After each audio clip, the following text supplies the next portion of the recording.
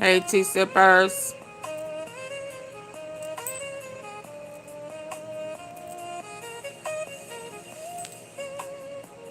Dang it, did I take it off?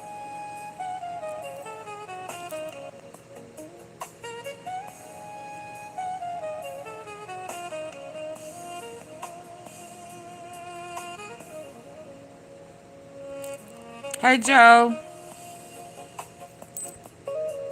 Come on in. Come on in. Come on in. I'm going to get started in just a few. Let me give me some tea. You tea ready? You tea ready? Come on in here.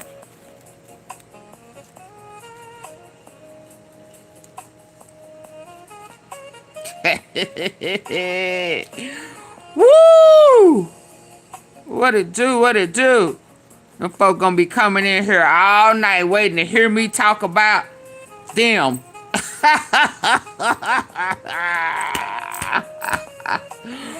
And they gonna wait until I'm ready. They gonna wait till I'm ready.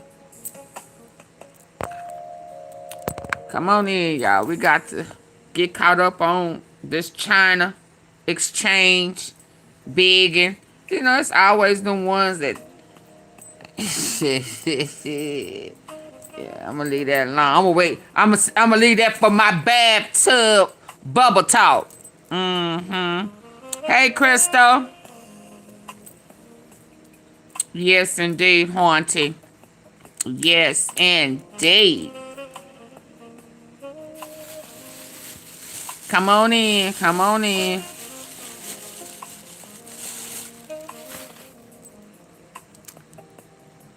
Yeah. You know how folks start stuff, talk that talk, and then hide their fingers? They thought they got away because you waited a minute or two before you said something about it. Hey, say that shit. Say that shit. I don't know why I gotta say it twice. Hey, say that shit. You know, folk think they done got away with stuff because you didn't head buck them when they talk that talk, you know, understand? Yeah. Caught them off guard in a different way, a creative way. Very creative at my age. You understand what I'm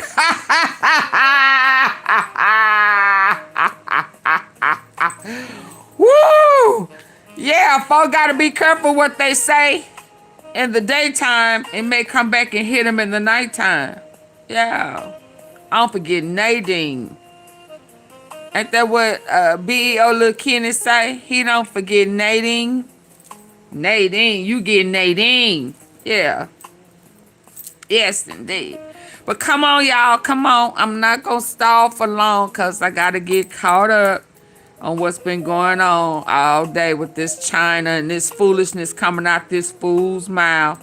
He just says this the craziest S-H-I-T. You understand? Yeah. Folk be mixing up stories, trying to say what they think stuff is about. No, just come to me. Ain't that a song? Baby, come to me. If you want to know, yeah. If you want to know what's really going on, come to me. Stop listening to all them other folks who guessing or trolling or high side. And they don't know. I know, though. I know what you said. Max Boogie know what you said. Chanel know what you said. Eve know what you said. Watch your mouth. Yeah, I'm looking at you. Watch your mouth. Watch the words that come out of your mouth or the what you type with your finger in comment sections. You never know who watching. Yeah, you thought I couldn't see you and you couldn't see me, but you didn't know that there were eyes around me. Yeah. Watch what you say and watch what you do. I ain't never said nothing to half of y'all folk until you get what they I tell y'all in the bathtub bubbles. In the bubbles. Yeah, my bubbles. Hey, Samantha. Let's go. I'm gonna say that for my what I call it, Bubble Bath Chronicles. Folk be mad because Auntie Fee be way more creative than them. You know?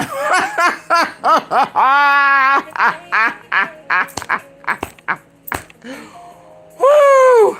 Absolutely. Anyway, way. Keep my name out your mouth. Keep my name out your mouth. That's the safest thing we can do. Okay? In my voice. Okay? Okay, so listen. I'm finna start out with a prayer, so I won't get off and start going off on folk. You know, I'm trying to stay, you know. Yeah, I got folk listening to me that I you know.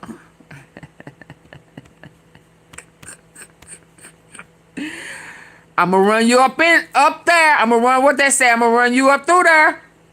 I'm gonna run you up through there on real life stuff. I don't troll. I don't have a trolling name. What I say, I mean. What I say, I mean. Yeah. So y'all can band together and kumbaya y'all. Do whatever what you want to do. All I'm gonna say is, watch what you say to me and about me. I'm going to come to you like a thief in a knife, and I'm going to hurt your feelings. I'm going to hurt your real feelings. I'm going to hurt your real feelings with real, yeah. Now I'm rolling my eyes. Okay, y'all ready? Let us pray. Hello, everybody. I hope all is well. All is good. It's funny to me. It's funny to me. Yeah, they don't like my bathtub chronicles. Telling real life stuff. You understand? Check it out. It appears that everybody else done checked it out that I allowed to see it. I didn't put it worldwide, I don't think. Yeah. So let's move on. She wasn't that important. None of them. Yeah. Y'all ready? Let's get our prayer on.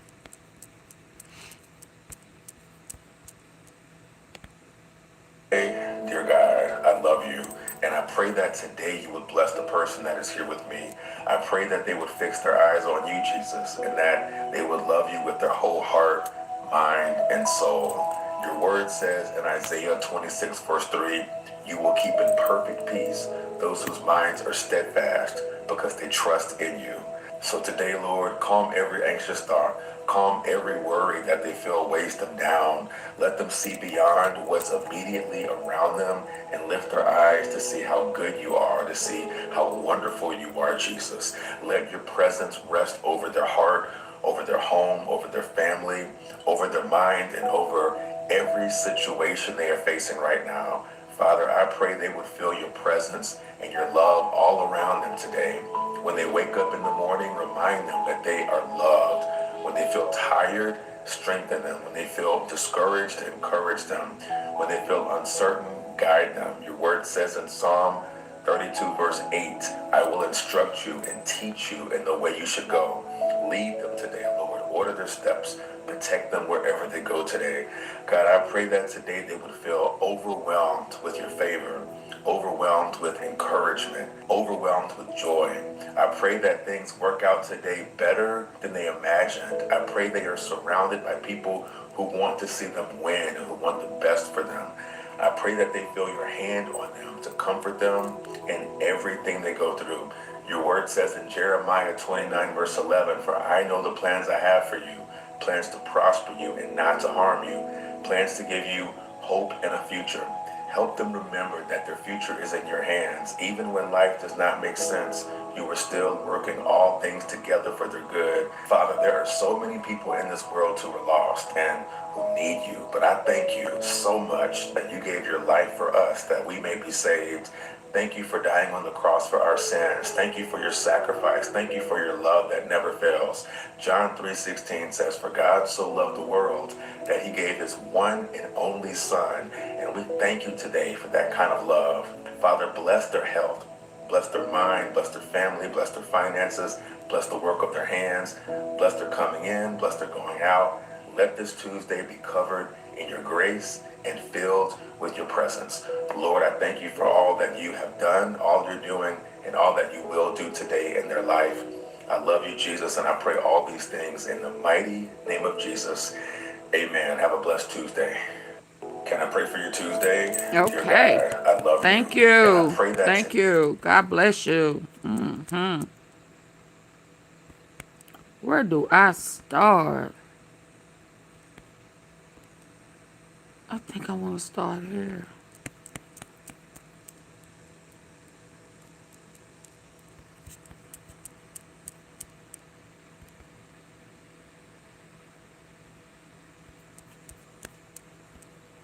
I'm going to start here.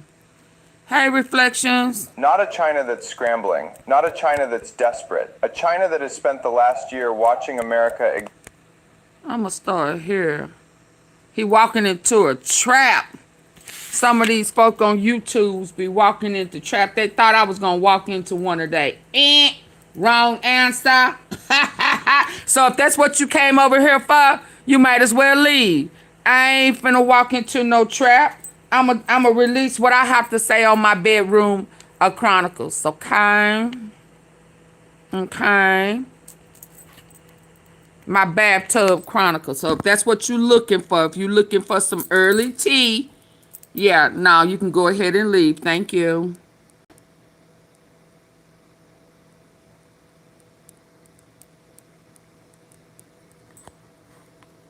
Let's go. He say 5 days. He say That's Trump is all that walking separates into the a most trap. powerful man in the world.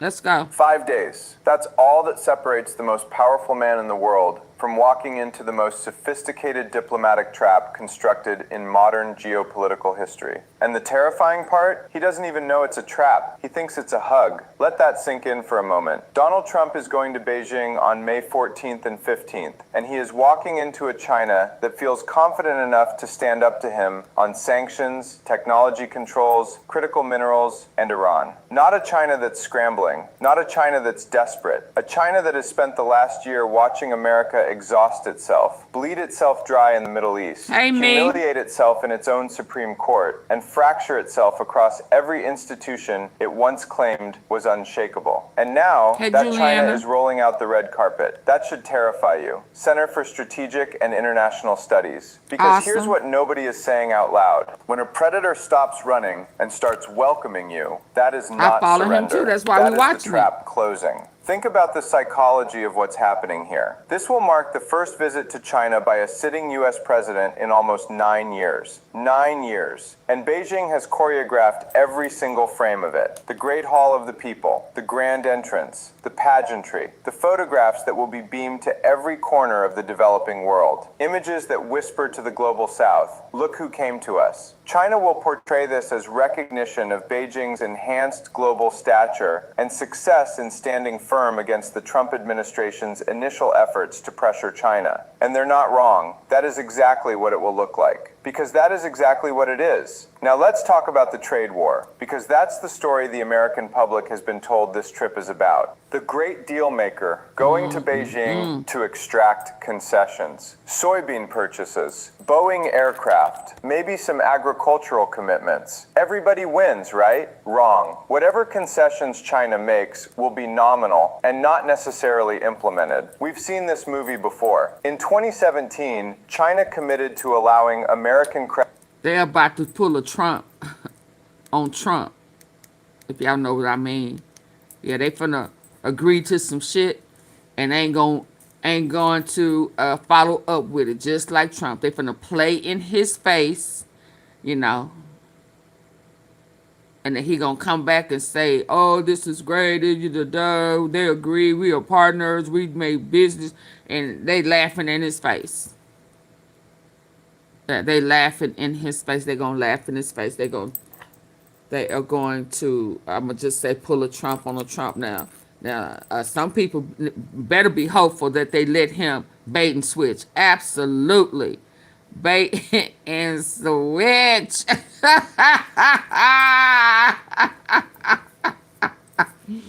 It be the ones that he think he cool with. Lure his ass. Lure his ass for a conversation to set him up to be ambushed and jumped.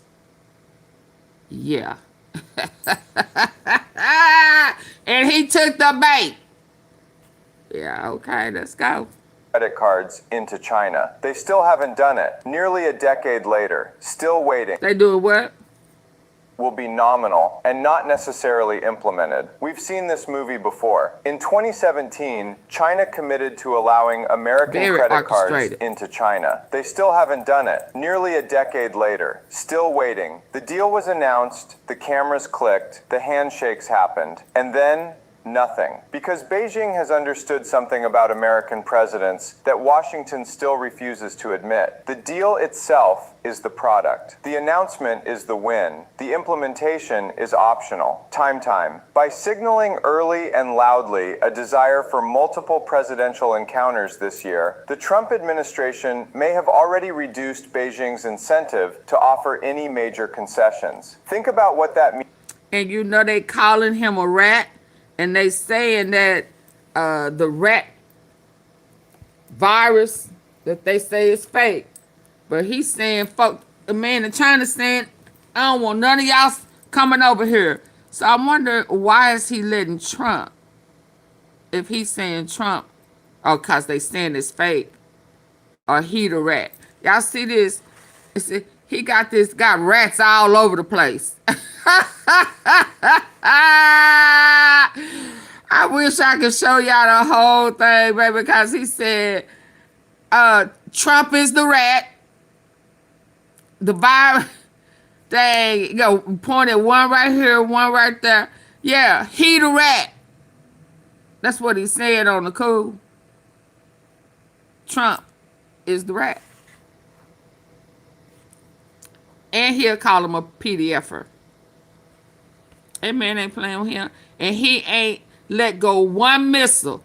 But he said, if you come messing with me, I'm going to blow you off the face of this planet. That's what he said. Let's go. Presidential encounters this year, the Trump administration may have already reduced Beijing's incentive to offer any major concessions. Think about what that means strategically. Every time you telegraph how much you want the meeting, you surrender your leverage in the meeting. You've already told your counterpart that you need this more than they do. And Chinese officials are operating with a calculation that is almost breathtaking in its patience. They believe they will extract more value from concessions later, calculating that Trump, the self-identified consummate dealmaker, will want to tout any agreement as a major breakthrough ahead of the midterm elections. They are not just playing chess, they are playing the chess player. Brookings, but the trade dimension is almost the least dangerous part of this visit, because lurking underneath the soybeans and semiconductors is a question that will define the next decade of global order, and it's called Taiwan. Chinese Foreign Minister Wang Yi told Secretary of State Marco Rubio just days ago that the Taiwan issue concerns China's core interests and represents the biggest risk in China-U.S. relations. That is not diplomatic language. That is a warning shot dressed up in silk. Beijing has been doing something extraordinarily sophisticated in the lead up to this summit. Beijing has become more sophisticated in its Taiwan messaging, adopting a softer tone toward Taiwanese audiences while shifting rhetorical emphasis from promoting reunification to opposing independence. Do you understand what that means? It means they've changed the goalpost. The ask is no longer, say you support unification. The ask is, say you oppose independence. That sounds like a minor semantic difference. It is not. Even subtle shifts in U.S. declaratory language, such as supporting peaceful unification rather than calling for a peaceful resolution of cross-strait differences, or opposing rather than not supporting Taiwan independence, would be meaningful. One word, one preposition, and the entire security architecture of the Indo-Pacific begins to shift. The Star 2 Taiwan is particularly worried that Beijing will successfully persuade Trump to express support for peaceful unification, or state that the United States opposes rather than does not support Taiwan independence. And why are they worried? Because of something Trump already did. Something that should have been a 5-alarm fire in every newsroom on Earth. Trump previously in February 2026 suggested that he would discuss arms sales to Taiwan with Xi. Discuss arms sales with the adversary you're supposed to be arming against. Sit with that. The United States has never, in the history of its relationship with Taiwan, sought Beijing's approval on arms transfers. That is not a norm. That is a foundational guarantee. And Trump casually dissolved it in a phone call. The star now here is where the trap gets truly elegant. Iran's Foreign Minister Abbas Araghchi visited Beijing just days before this summit, in what analysts described as Tehran and Beijing aligning their interests before Trump's meeting with Xi, and the timing is deliberate. China has been positioning itself as the indispensable mediator in the Iran crisis. China pressed Iran to pursue a diplomatic resolution to the Middle East conflict and refrain from resuming hostilities, seeking to cement its position as a key mediator ahead of this high-stakes summit. Xi is walking into this meeting as the man who can give Trump what Trump desperately needs: an off-ramp from an Iran war that is cracking his coalition, destabilizing energy markets, and threatening to define his second term. And Xi knows it. For Tehran, the China visit was a way to show the U.S. that it isn't isolated and has friends and options. Beijing has effectively sold a seat at the table to Iran, while simultaneously presenting itself to Washington as the one who can pull Iran back. It's a masterclass in leverage creation. You manufacture the crisis, then you sell the solution. CNBC. In the first 2 months of 2026 alone, China's exports grew by 21.8% year-on-year, reflecting a reorientation toward non-U.S. markets that has helped cushion the impact of declining trade with the United States. Let that number breathe. While Washington was congratulating itself on its tariff strategy, China was quietly rewiring the global trade network. Chinese exports to the U.S. have continued to fall, dropping 11% year-on-year in early 2026. But China has increasingly diversified its trade relationships beyond the United States, positioning itself as a more stable and reliable partner across global markets. So the tariff war hurt China, yes, but it also forced China to do something it had been procrastinating on for years: become less dependent on American consumers. The pressure that was supposed to break Beijing ended up building Beijing's resilience. That is not a coincidence. It backfired on the U.S. Made them stronger. Yeah, made them move around the clicks and the views, the political views of it all. Yeah, he thought he was popping his collar, playing in people's face, lying, illing, stealing, and illing, and graping. Yeah. And wasn't nobody gonna ever do nothing about it. They was gonna get away with murder. They had the ultimate plan.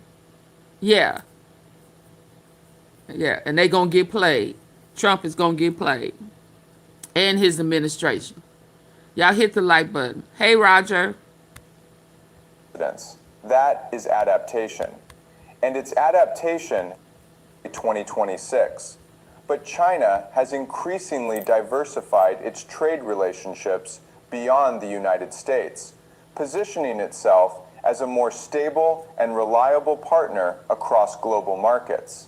So the tariff war hurt China, yes, but it also forced China to do something it had been procrastinating on for years: become less dependent on American consumers. The pressure that was supposed to break Beijing ended up building Beijing's resilience. That is not a coincidence. That is adaptation. And it's adaptation that now gives Xi a very particular form of power when Trump sits across from him. The power of someone who no longer needs the deal quite as badly as the other person does. So he gonna go in there thinking he finna negotiate, go in there thinking he finna strong arm and intimidate somebody.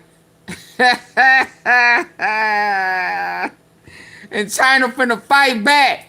Yeah, catch him off guard with all that foolishness. Boy, I tell you this woo-wee. This has such a ring of truth and life right now today. Folk thinking they strong arming somebody like everybody's scared of them, and you finna go in there and intimidate, you know, and you finna get in there and find out that you ain't running shit. Them days are over. Absolutely. Them days over. Ain't nobody running from you. Ain't nobody scared of you. You are not the head in charge anymore. You have played yourself. And it's time for you to go to prison. Yeah. It has a ring of truth to it. It has a ring of real life. When the con artists get caught and conned and sent to prison. Hello? Yeah, report all crimes and criminals. Yeah, you have a duty to report that booty.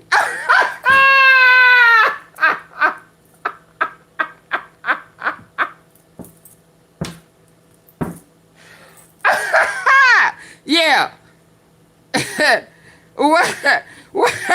Yeah, what did Samuel Jackson say? It's my duty. Yeah, to report that nasty ass booty. Yes, indeed. I wasn't planning for that. It's just kind of raw. You understand? Candy, don't laugh.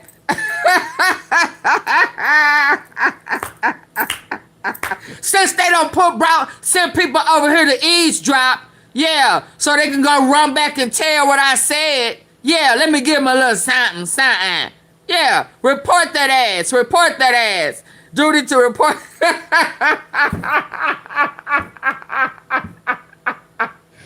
Fucking with me, report that diaper booty. That's right, me.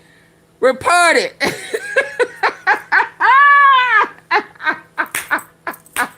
Let's give them something to talk about. Let's give their asses something to talk about. You understand? Yes, indeed. It's time to report. Yeah, you better hope you get out of it. I got my eyes on this. Let him play this out. Yeah, he walking into a trap. And y'all do know that's what his title is. He walking into a trap.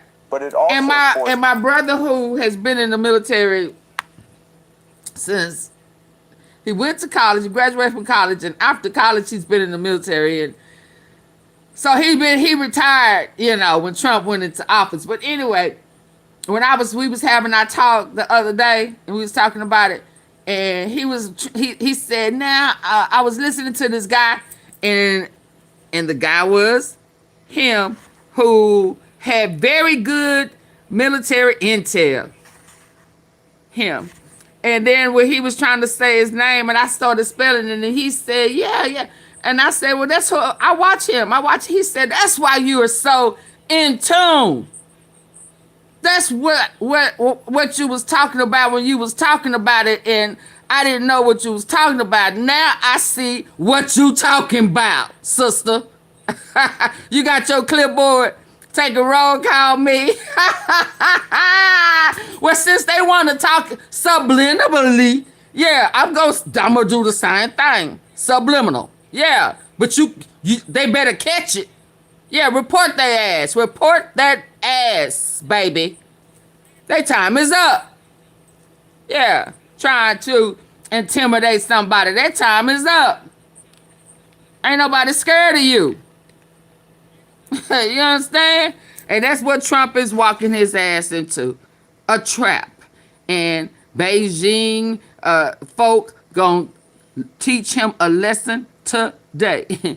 Your ass gonna uck around and find yourself in a Beijing prison. Ooh, if they hit him with criminal, war crimes, Lord. I don't know if they can do that. But Trump ain't been following the rules. So what if they decide not to?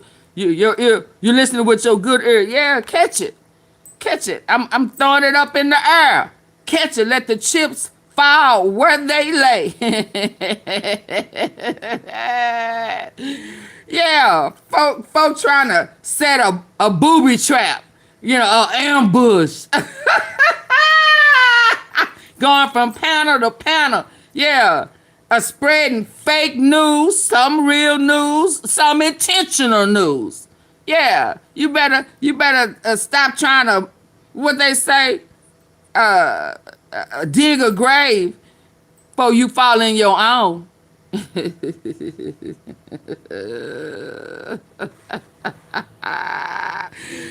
took the bait. They took the auntie fee bait, y'all, just so you know. Just so you know. They took the bait. I lured them.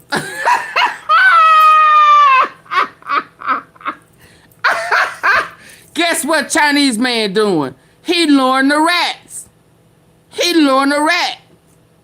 How you say can't nobody enter China, but then you let Trump in? It's subliminals all over the place, ain't it? But let me let him finish, y'all, because this shit is funny to me. Everybody can be lured. Everybody can be lured. Yeah. That's all I'm gonna say.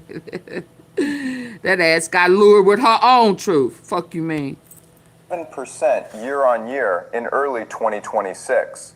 But China has increasingly diversified its trade relationships beyond the United States, positioning itself as a more stable and reliable partner across global markets.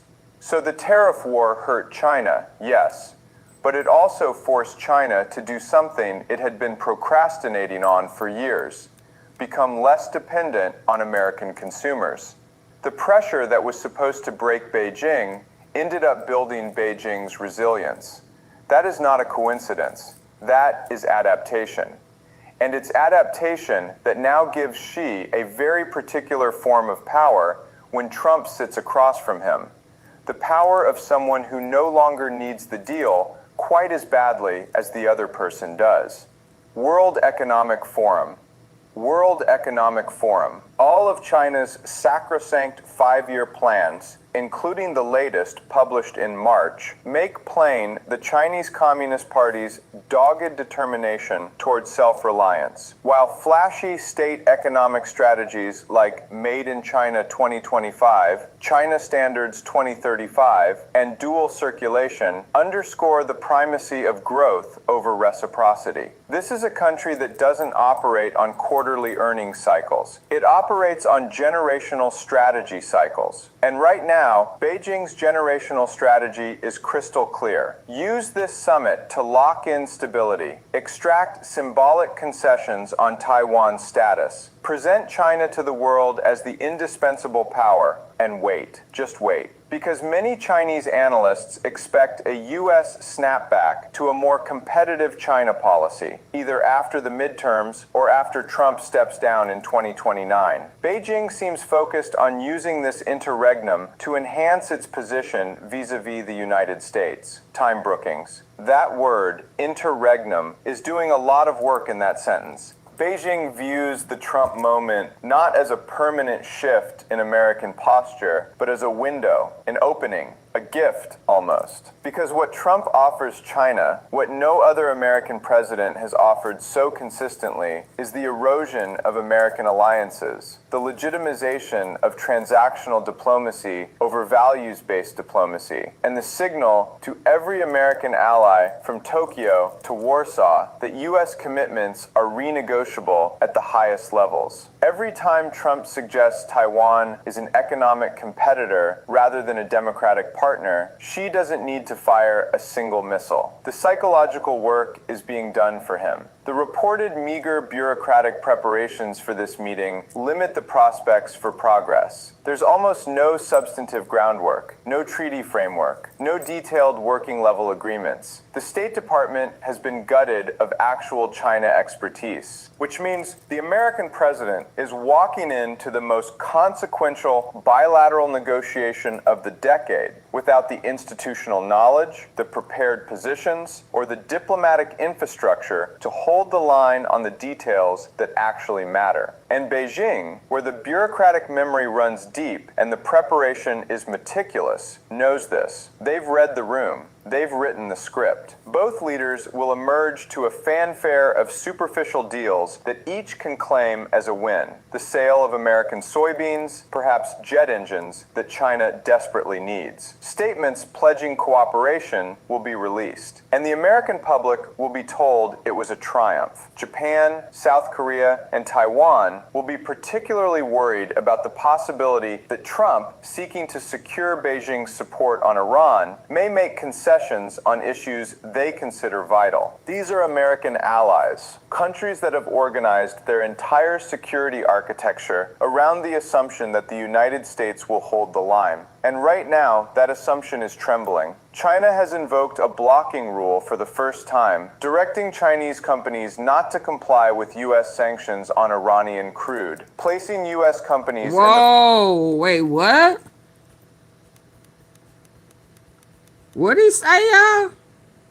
They have an alliance.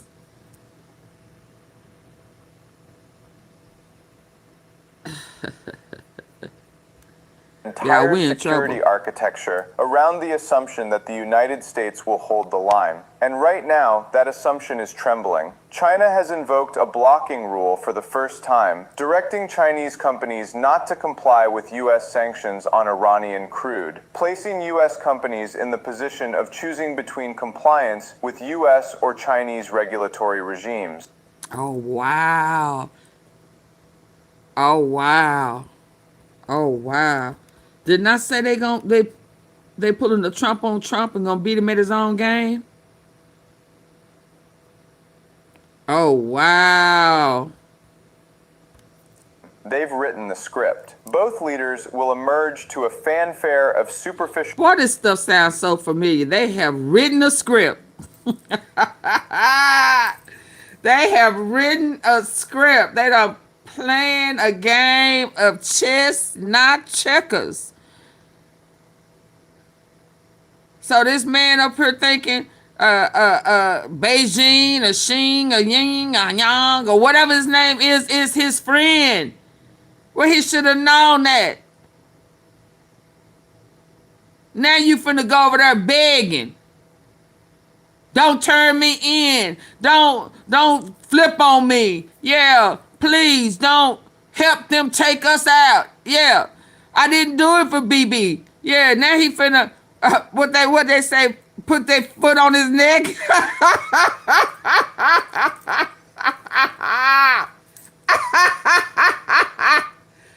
putting that what?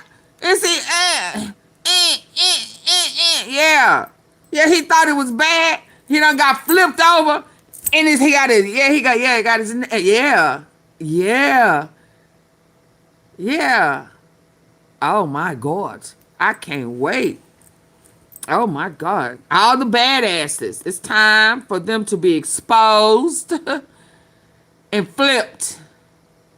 And all them dumb people who was going along with it, they whole hands gonna be exposed. It's just a matter of time. Yeah. Yeah, all them dirty folk that got positions. Yeah, that they were supposed to report what they see online. Yeah. Yeah. In political offices. Yeah, ICE. They've been letting stuff slide. Ooh-wee. Let's go. Institutional knowledge, the prepared positions, or the diplomatic infrastructure to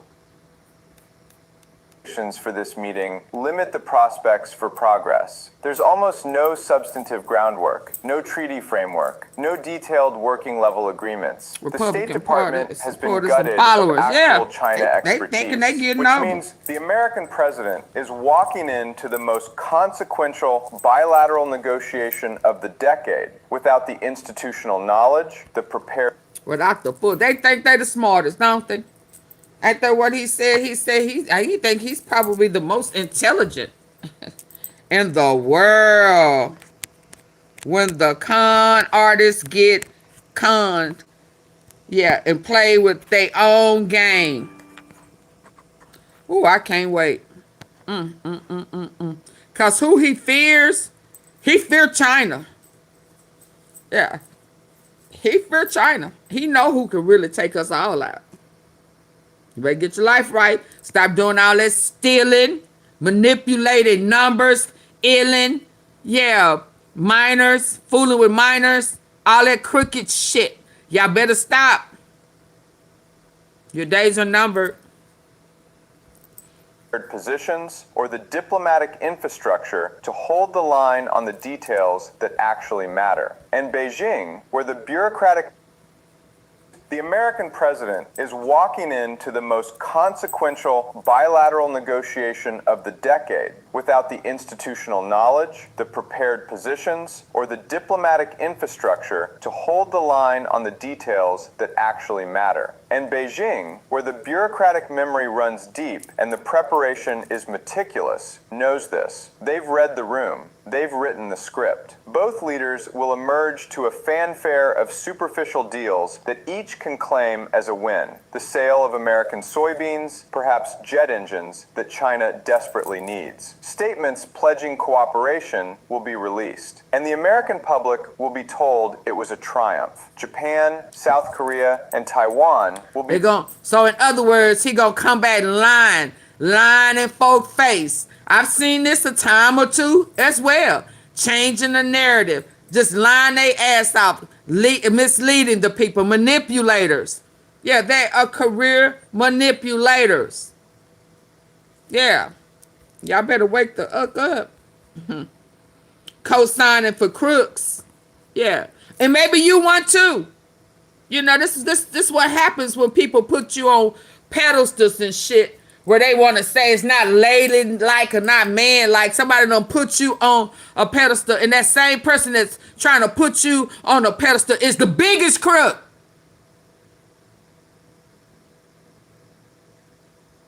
Did you catch that? Did y'all catch that? Catch it all. Yeah, throw that in and home run. Absolutely.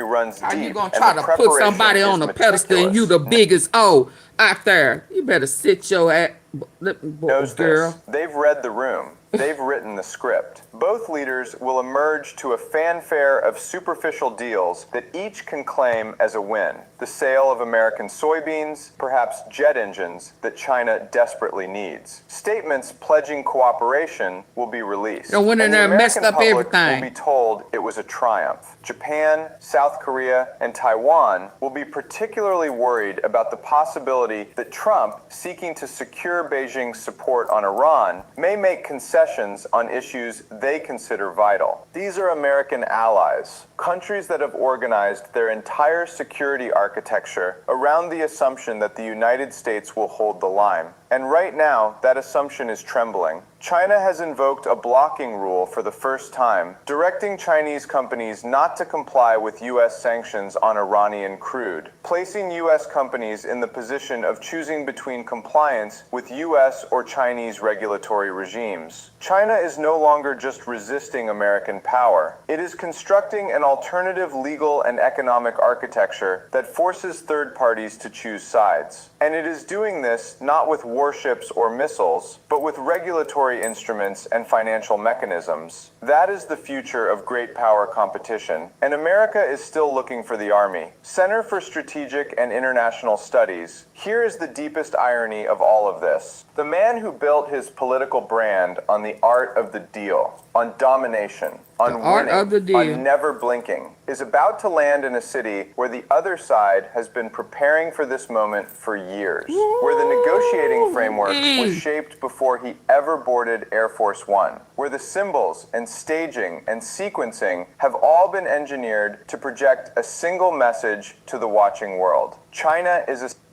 China's what? America arrived, and America came to us. Oh, wow. And America came to us. Hold on. I need to...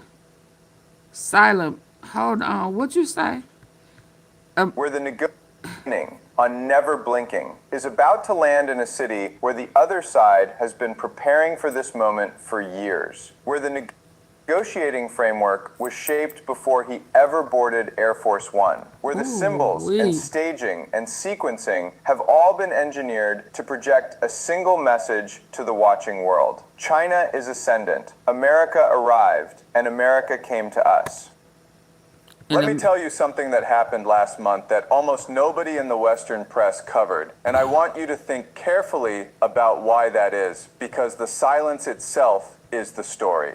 China moved. Quietly, methodically, the way China always moves when it is doing something it does not want the world to examine too closely. Not with warships, not with missiles, not with the kind of dramatic, photogenic muscle flexing that fills up cable news chyrons and Twitter feeds and gets retired generals on television to furrow their brows and say things like, he said China owns Hormuz now. No. Iran don't own it. Chess grandmaster moves 3, 4, 5 steps ahead while the cameras are pointed somewhere else entirely. And what happened in and around the Strait of Hormuz over the past several weeks should be making every geopolitical analyst in Washington, in Brussels, in Tokyo sit down very quietly and reconsider almost everything they thought they understood about how this decade is going to unfold. Because here's the thing about the Strait of Hormuz that most people either do not know or do not fully appreciate. This is not just a waterway. This is the jugular vein of the global economy. Roughly 20% of the world's oil passes through this narrow stretch of water between Iran and the Oman Peninsula. 20%. Think about what that means. Think about what happens to energy prices, to supply chains, to the fragile scaffolding of global trade if something, anything, disrupts the flow of tankers through those 34 kilometers of ocean at their narrowest point. The United States has understood this for decades. That is why the Fifth Fleet is headquartered in Bahrain. That is why America has spent billions maintaining naval dominance in the Persian Gulf. Control the strait and you hold a lever over the entire industrial world. That is the logic Washington has operated on since the Carter Doctrine in 1980, when Jimmy Carter stood up and told the Soviet Union and everybody else that the United States would use military force to defend its interests in the Persian Gulf. 45 years. That doctrine has shaped American foreign policy for 45 years. And China just started quietly dismantling it, not confrontationally, not dramatically. In the patient, incremental, almost invisible way that Beijing has been expanding its influence for 30 years, and which the West keeps failing to take seriously until it is too late. So what exactly happened? Let me walk you through it, because the pieces individually look small. That is intentional. The picture they form together is anything but. First, the naval exercises. In February, China, Russia, and Iran conducted joint naval drills in the Gulf of Oman for the 5th consecutive year. Now I know what you are thinking.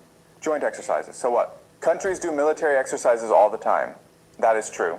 But look at the trajectory. Wait, look at what these exercises have become Joint compared to what they were when they started in 2019. And they the all scope are has expanded. really rallying The complexity against has the expanded. color. The level Hold of up. interoperability, meaning the Joint.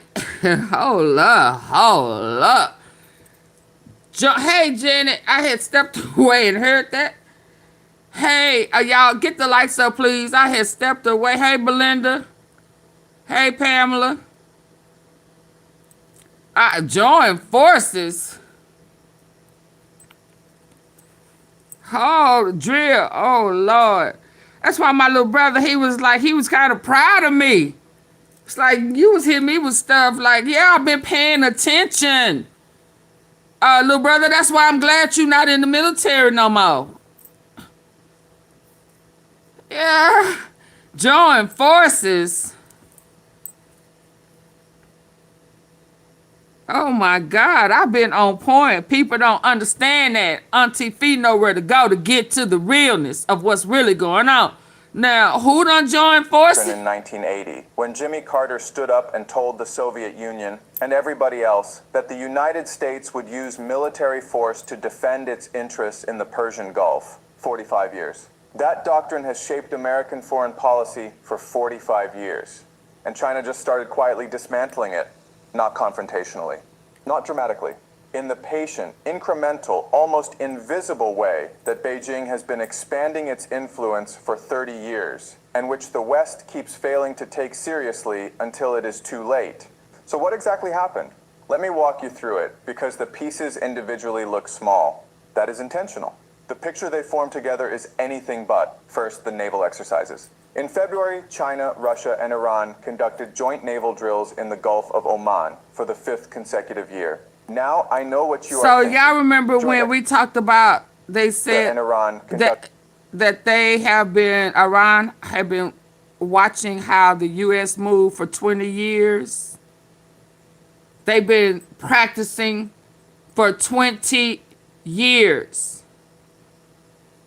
Now we're finding out more. Let's the go. naval exercises. In February, China, Russia, and Iran conducted joint naval drills in the Gulf of Oman for the 5th consecutive year. Now, I know what you are thinking. Joint exercises. So what? Countries do military exercises all the time. That is true. But look at the trajectory.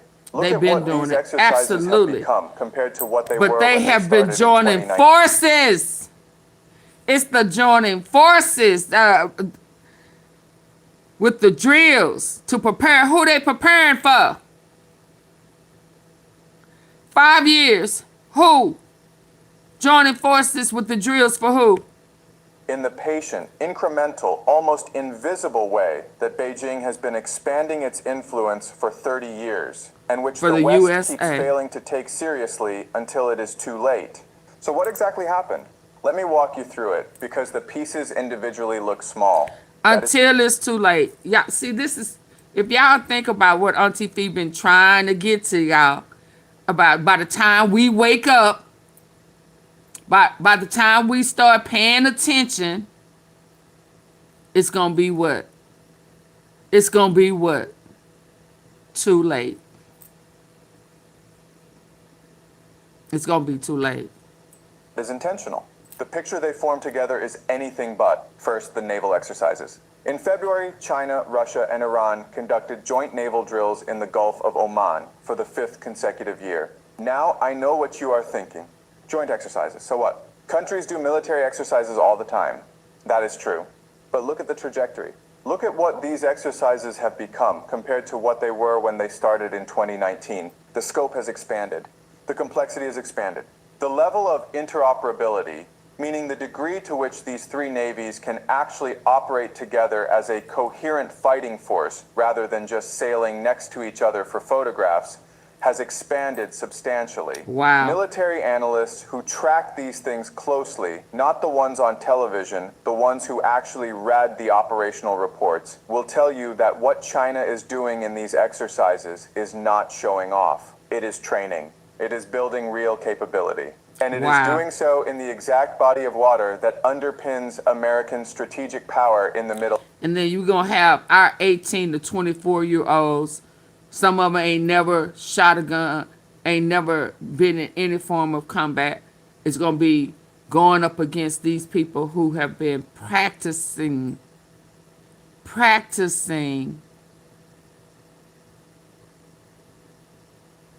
for 5 years.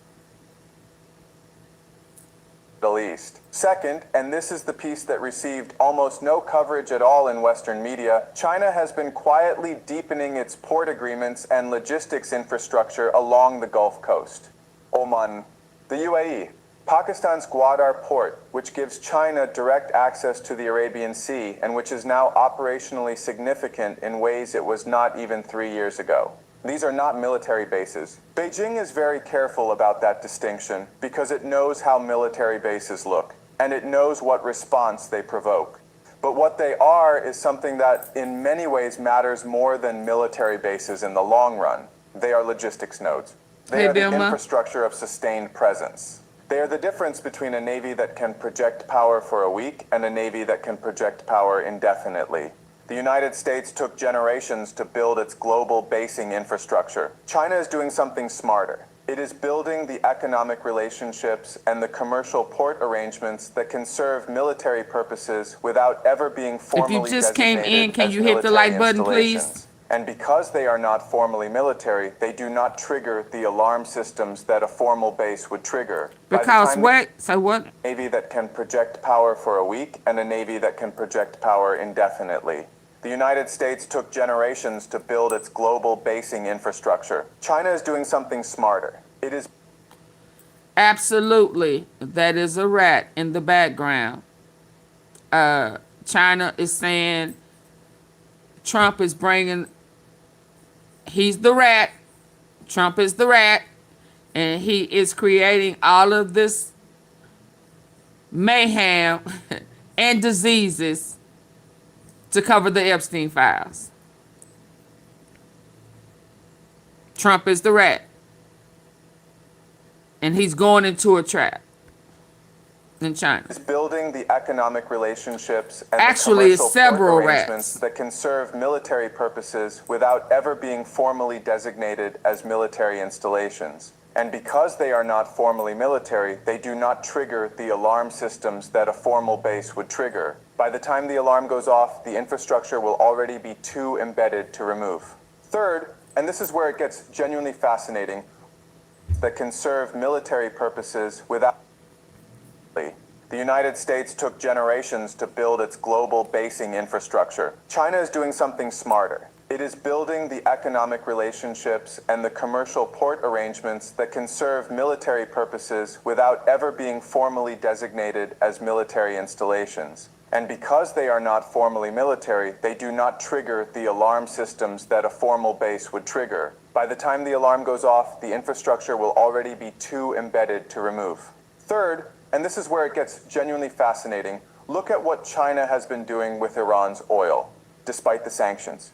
Despite the Western financial system's attempts to cut Iran off from international trade, China has been buying Iranian oil at scale. Some estimates put it at over 1 million barrels a day. And in doing so, has accomplished several things simultaneously that you need to think about together rather than separately. It has kept Iran economically viable. An Iran that is economically desperate is an Iran that might make unpredictable decisions. Yeah, that might you be susceptible believe that. to Western pressure. Believe that if you want to, Sonya. Come back to the table. Believe that if you want to, baby girl. Keep drinking the Kool-Aid, but drink that Kool-Aid someplace else, okay?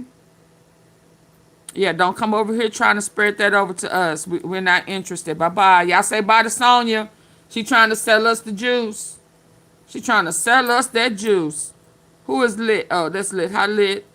Yeah, she trying to sell us that what was his name? Jim Jones and the guy and a tragedy juice. Girl, bye. Girl, bye. Yeah. If you believe it, you can drink that Kool-Aid punch if you want to. I ain't going. On terms Washington prefers. An Iran that has a guaranteed buyer for its primary export is an Iran that can afford to wait, that can afford to be patient, that does not need to make desperate bargains. China has, in effect, provided Iran with strategic patience. And in exchange, China gets discounted oil, yes, but more importantly, China gets leverage. It gets a relationship. It gets an Iran that understands clearly where its economic lifeline runs and who controls it. You do not need military alliances when you have that kind of economic dependency. You have something more durable, and now think about what all of this means together. China does not need to control the Strait of Hormuz the way the United States controls it, with carrier strike groups and a massive permanent naval presence. It does not need to do that because it is building something different. It is building a situation in which any conflict around the Strait of Hormuz would be a conflict in which China has influence over multiple parties, has established logistics infrastructure throughout the region, and in which the simple assumption that the U.S. Navy will manage Gulf security on behalf of the global economy, on behalf, frankly, of countries like China and India and Japan and South Korea that depend on Gulf oil, that assumption starts to look much shakier than it did 5 years ago. This is not an accident. I want to be very clear about this. None of this is accidental or opportunistic. This is the execution of a long-term strategic design, and the design is actually quite elegant when you understand it. China looks at the American position in the Gulf, and it understands something that Western strategists are reluctant to say out loud. The United States is subsidizing global trade, including Chinese trade, by maintaining security in the Persian Gulf. American taxpayers are funding the naval presence that keeps Chinese oil imports flowing safely. And China has correctly identified that this is not a sustainable arrangement from America's domestic political perspective. That there is a growing body of opinion in the United States that asks, reasonably, why American sailors should be guaranteeing the sea lanes for Chinese container ships and Chinese oil tankers. China is preparing for the day when America decides, or is forced to decide, that it can no longer afford to be the world's policeman in the Persian Gulf. And when that day comes, China intends to be the entity that fills the vacuum.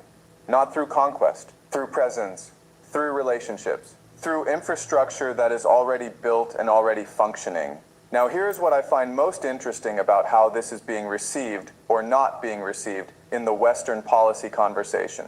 There is a tendency in Washington and in Brussels and in London to look at Chinese moves in the Middle East through the lens of the Cold War. To ask, is China trying to build a military alliance against us? Is China trying to establish Soviet-style client states? And when the answer to those specific questions is no, because China is not doing those things, it is doing something different. There is a tendency to conclude that therefore China is not really doing anything threatening, that its moves in the region are commercially motivated and therefore fundamentally unthreatening. This is a catastrophic analytical error. It is the error of looking for the thing you already know how to recognize and failing to see the thing you do not have a category for yet. China is not building a military empire in the Middle East. It is building something that could be called a commercial strategic ecosystem, a web of economic dependencies, infrastructure investments, energy relationships, and carefully cultivated political ties that, taken together, give China a degree of influence over the region that is qualitatively different from anything it had a decade ago, and that is growing steadily. It is influence that does not require tanks. It is influence that is very difficult to sanction or contain because it is woven into the economic interests of the countries involved. You cannot sanction Oman for running a port that Chinese ships use commercially. You cannot sanction the UAE for having Chinese infrastructure investment. These relationships are legally clean, commercially rational, and strategically brilliant. What does this mean for the United States? It means that the assumption of permanent American dominance in the Persian Gulf, the assumption that has underpinned American foreign policy since Carter, that has been reinforced by every military intervention since, that has never really been seriously questioned in mainstream policy circles, that assumption needs to be questioned urgently. Not because China is about to militarily challenge the US Navy. It is not. But because the geopolitical environment around American power in the Gulf is being methodically reshaped in ways that will, over the next 10 to 15 years, make that power more costly to maintain, less politically supported by regional partners, and less strategically decisive even if it is maintained.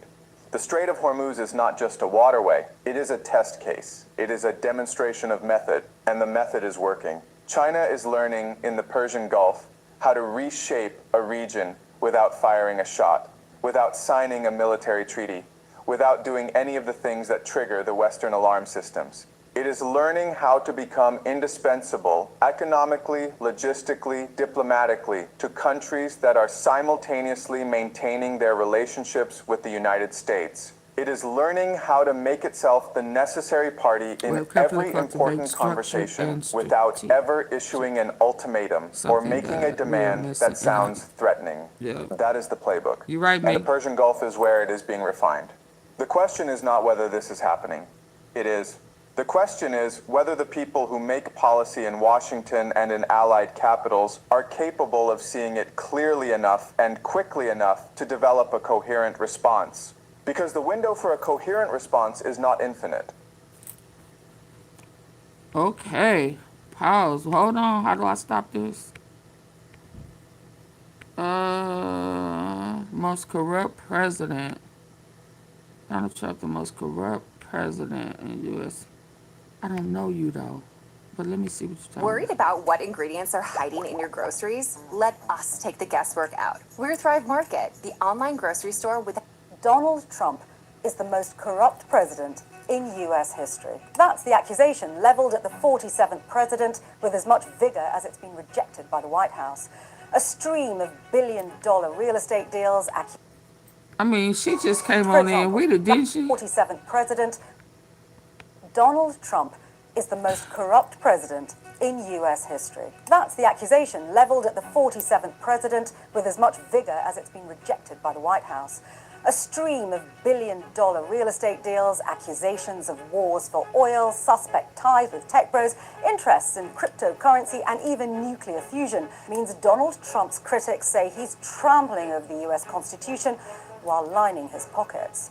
His allies call it fake news, a symptom of Trump derangement syndrome. I've brought together the evidence. I'm on it tonight, me. Make up your own mind. Me. I'm on it tonight.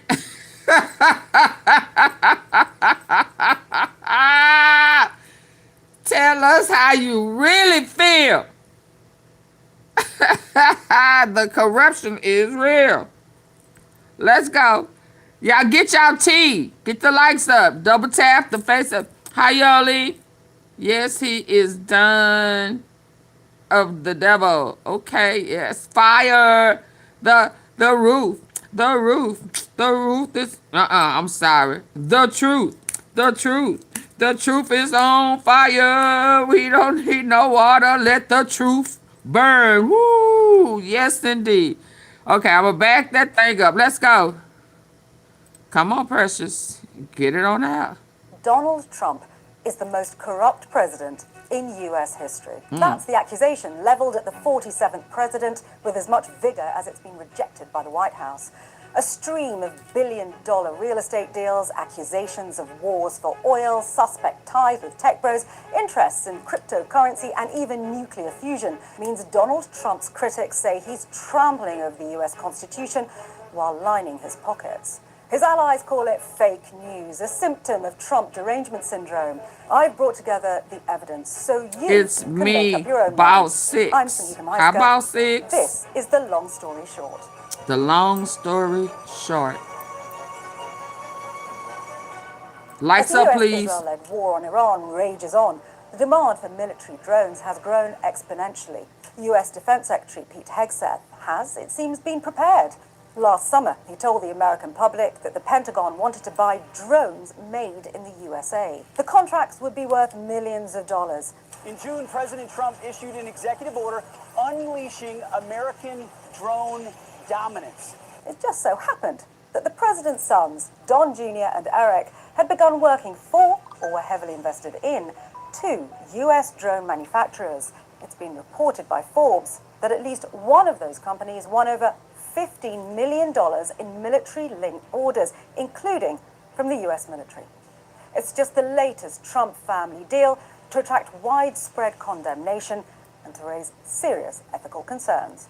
Drain the swamp. We're not finished yet, but we're getting really close. You are Give the us 4 swamp. more years, go out and vote. We are going to Washington, D.C., and we are going to drain the swamp. In the maelstrom of the Trump presidencies, it's easy to forget one of the very first promises he made to the American people: to wipe corruption from the corridors of power, stop politicians enriching themselves, and stay out of forever wars. He was talking that about his, profited he's the always the military-industrial reverse. complex at the expense of ordinary citizens. I want to thank the American people for the extraordinary honor of being elected your 47th president and your 45th president. 10 years on, the president stands accused of the very corruption he said he'd get rid of. Within days of his second term, he was pushing MAGA merch from a makeshift gift shop in the White House to world leaders, including the presidents of Azerbaijan and war-torn Ukraine. It appeared crass, but at the time was widely viewed as harmless. I'm 28 points higher than anyone. Everybody wants me to run, but including you. That, however, was just the warm-up. The president's sons quickly capitalized on higher? the rocketing value of the family name. Their business, the Trump Organization, announced a slew of real estate licensing agreements. Typically, they allow foreign developers, sometimes state-linked, to use the Trump brand name in exchange for fees and often a percentage of sales. Crooked. Netting Whole huge family. profits. Crooked. In Vietnam, I know there was a some of them too. $1.5 billion Trump Whole golf complex. family. In India, $700 million worth of branded ventures. And in Serbia, a $500 million Trump development was waved through until, rather unusually, it hit the buffers after a minister was accused of abusing his position. The President of the United States is making real estate deals all over the world in a very volatile situation, particularly in the Middle East. This is of great concern that the U.S. military and diplomatic policy could be shaped in part by the financial interests of the President and his family.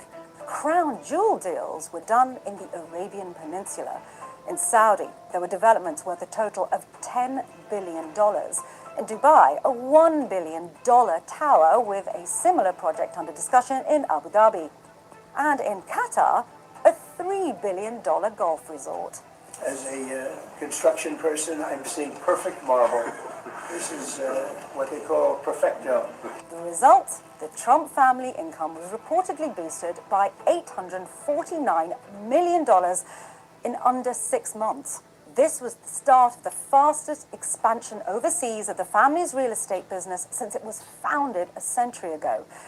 President Trump's supporters are unperturbed. A lot of his foreign relationships were pre-existing to his going into politics. Whether that's right, wrong, or indifferent, but a court has not convicted them of anything. Separately, the Qatar royal family, in their words, donated an unconditional gift of a Boeing aircraft worth $400 million to serve as the new presidential jet. The White House insists Donald Trump has not broken any laws and there is no conflict of interest. However, leading legal experts, including some in the Republican Party, disagree. The President cannot receive any profits and benefits from foreign governments or sovereign wealth funds run by foreign governments. That's a provision of the Emoluments Clause of the United States Constitution. Now, that's not a criminal law, but the President couldn't be impeached for it. Would I call for it? No, I wouldn't, because I don't know enough about it right now. And I also saw, whether it's the Russia collusion hoax or a lot of other, the hush money case, all of these things that there was a weaponized Department of Justice. There was weaponized sort of two-tier legal system used against the president. And quite frankly, every time that one of those cases came out, his numbers went up. Now, trying to pin down every dime and dollar Donald Trump makes and from whom is difficult, not least because he's made it so. This is a movement like nobody's ever seen before. If you sit down, push, and only a little poop comes out, you have what doctors call a poop cork. The Mayo Clinic confirms that stuck poop can cause these embarrassing skid marks in your undies. You see, when stuck poop causes a traffic jam in your colon, your bowels become too full, and as the pressure builds up, liquefied stool leaks around the stuck hard poop and stains your underwear. So how can you clear out all that stuck poop so that you don't have to worry about skid marks anymore? Well, do this to clear out stuck poop fast. Fiber helps you poop, right? Nope. What about drinking lots of water? Nope. Do this to clear out stuck poop fast. Kind of surprising, but diarrhea and constipation are the same thing. Weird, right? Most people think diarrhea and constipation are two different things, but the truth is, diarrhea is your body's desperate last-ditch attempt to get things moving again. The problem is, even though diarrhea is moving things along, not all of your poop cooperates and comes out. And the most stubborn poop gets left behind, stuck in the many twists and turns of your colon. That leftover poop acts like Velcro, grabbing onto new poop, causing it to pile up. As the poop pile dries and hardens, it forms a thick, rock-hard plug. And now you got a poop cork sealing your colon shut, trapping pounds of fermenting poop inside with nowhere to go. So, what do? Well, it's not gulping down fiber because that makes things worse. According to New York's top gut doctor, fiber just adds bulk and weight to a poop cork, and that's like adding more cars to a traffic jam. Don't take laxatives, choke down psyllium, or drink lots of water just to poop every morning. It's not the best way to unclog a poop cork. There's an easier way. It's called the 7-second poop method, created by Dr. Gina Sam, a top New York City gut doctor. She was one of the very first doctors to investigate the link between the health of our gut and our poop. And now she's going to show you her poop method for a satisfying full colon release that anyone can do at home. All you need is 7 seconds from the comfort of your bathroom, bedroom, or kitchen counter. So if you're feeling backed up, bloated, or even if you go every day but don't feel fully empty. Tap the button below this video to see Dr. Sam's 7-second poop method now. It's going to dissolve that poop cork, clear out your bowels, and you could even feel 10, 15 pounds lighter almost right away. You could see a flatter belly, feel less gassy. I pledge to every of justice. There was weaponized sort of two-tier legal system used against the president. And quite frankly, every time one of those cases came out, his numbers I am so sorry. I had to step away. Trying to pin down every dime and dollar Donald Trump makes and from whom is difficult, not least because he's made it so. Definitely needs prayer. Half is confused and the other half will be lost. I pledge. You need to start going live pressure and spreading the word, the truth. For example, back in 2016, during his first presidential term, he defied convention by refusing to publish his tax returns, meaning his finances and any potential conflict of interest could not be thoroughly examined. Instead, in a grand gesture, he donated his $400 million presidential salary to federal departments. The salary donation is not relevant at all if we have $400 million salary. Hundreds of millions of dollars, perhaps billions of dollars. $400 million. Not be thoroughly examined. Instead, in a grand gesture, he donated his $400 million presidential salary to do nothing. Federal departments. The salary donation is not relevant at all if we have a president who is going to make hundreds of millions of dollars, perhaps billions of dollars in business because he's president. Where foreign governments or other entities will want to do business with his companies in order to ingratiate themselves to the president, or his sons are making lots of money doing business deals with people who might otherwise not deal with them. It's reported that during his first term, the Trump family business made around $1.6 billion. Even so, by the time he left office in 2021, the president was experiencing serious cash flow problems. Whilst on trial for fraud, financial documents showed parts of his business were in deep trouble. Meanwhile, his TV earnings were waning and bills from multiple lawsuits were spiraling. You're fired. You're fired. You're fired. Get out of here. But then, just like that, Donald Trump made a remarkable comeback. He won the Republican nomination for the 2024 presidential race. His anti-immigration rhetoric, however outlandish, proved popular with the public.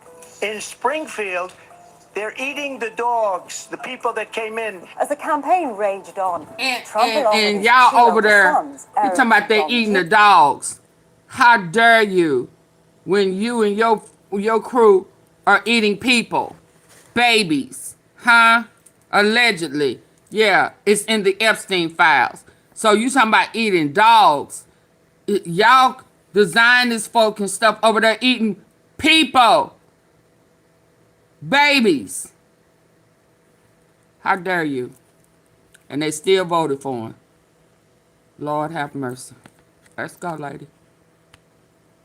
Donald Trump made a remarkable comeback. He won the Republican nomination for the 2024 presidential race. His anti-immigration rhetoric, however outlandish, proved popular with the public.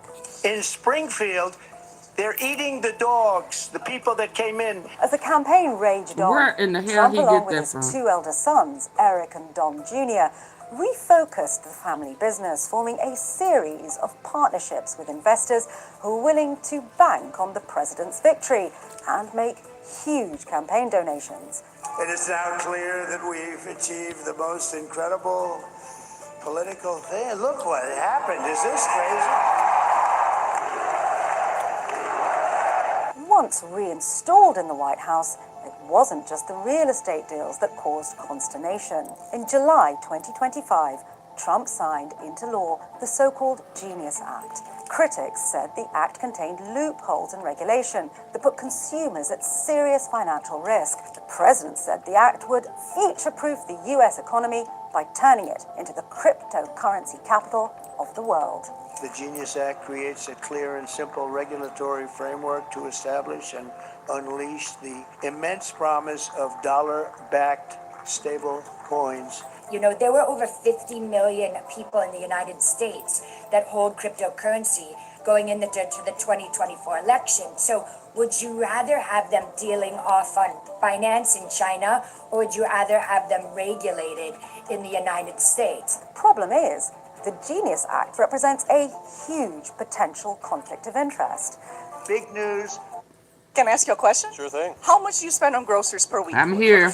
I'm gonna catch it. 200, I think. Like 350. The World Liberty Financial Token Sale is now live. Crypto is the future. Let's embrace this incredible technology and lead the world in digital economy. Just 2 months before winning the 2024 presidential election, Trump and his 3 sons, Eric, Don Jr., and Barron, founded a so-called digital asset bank called World Liberty Financial. It aims to provide financial services outside the heavily regulated traditional banking system. Other World Liberty founders include Steve Witkoff and his 2 sons. Steve Witkoff was subsequently appointed Trump's diplomatic special envoy. Pictures of both men remain on the website, although a footnote says they were, quote, removed upon taking office. It's unclear what that actually means. We contacted the White House for comment, but have not received a reply.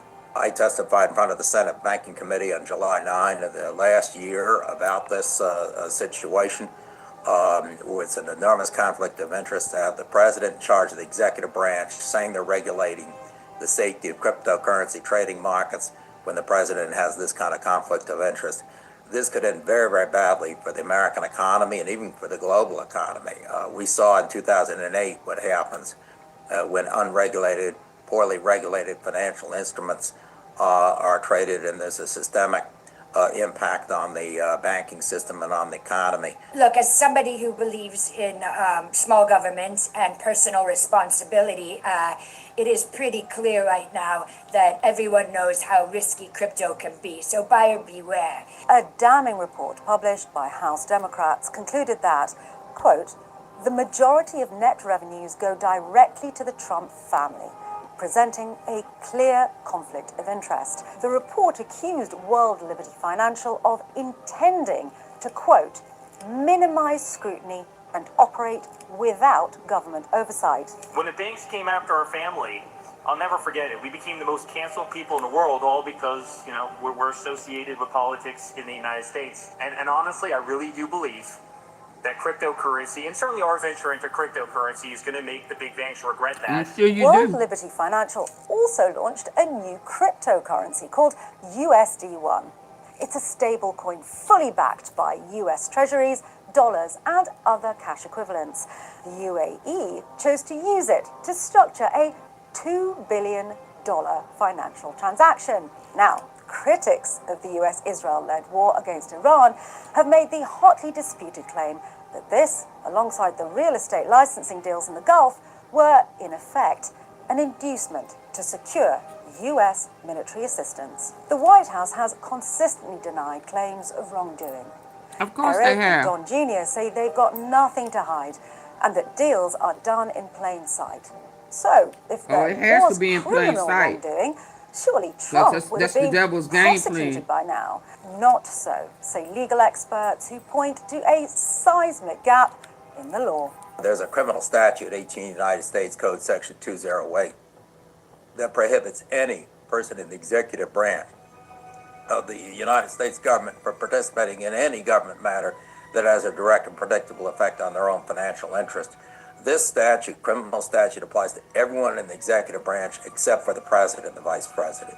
It also does not apply to members of Congress. With the law unfit for purpose, a weak Democratic Party, and no legal proceedings testing the criticisms we've outlined in this film, can Donald Trump be categorically described as the most corrupt president in US history?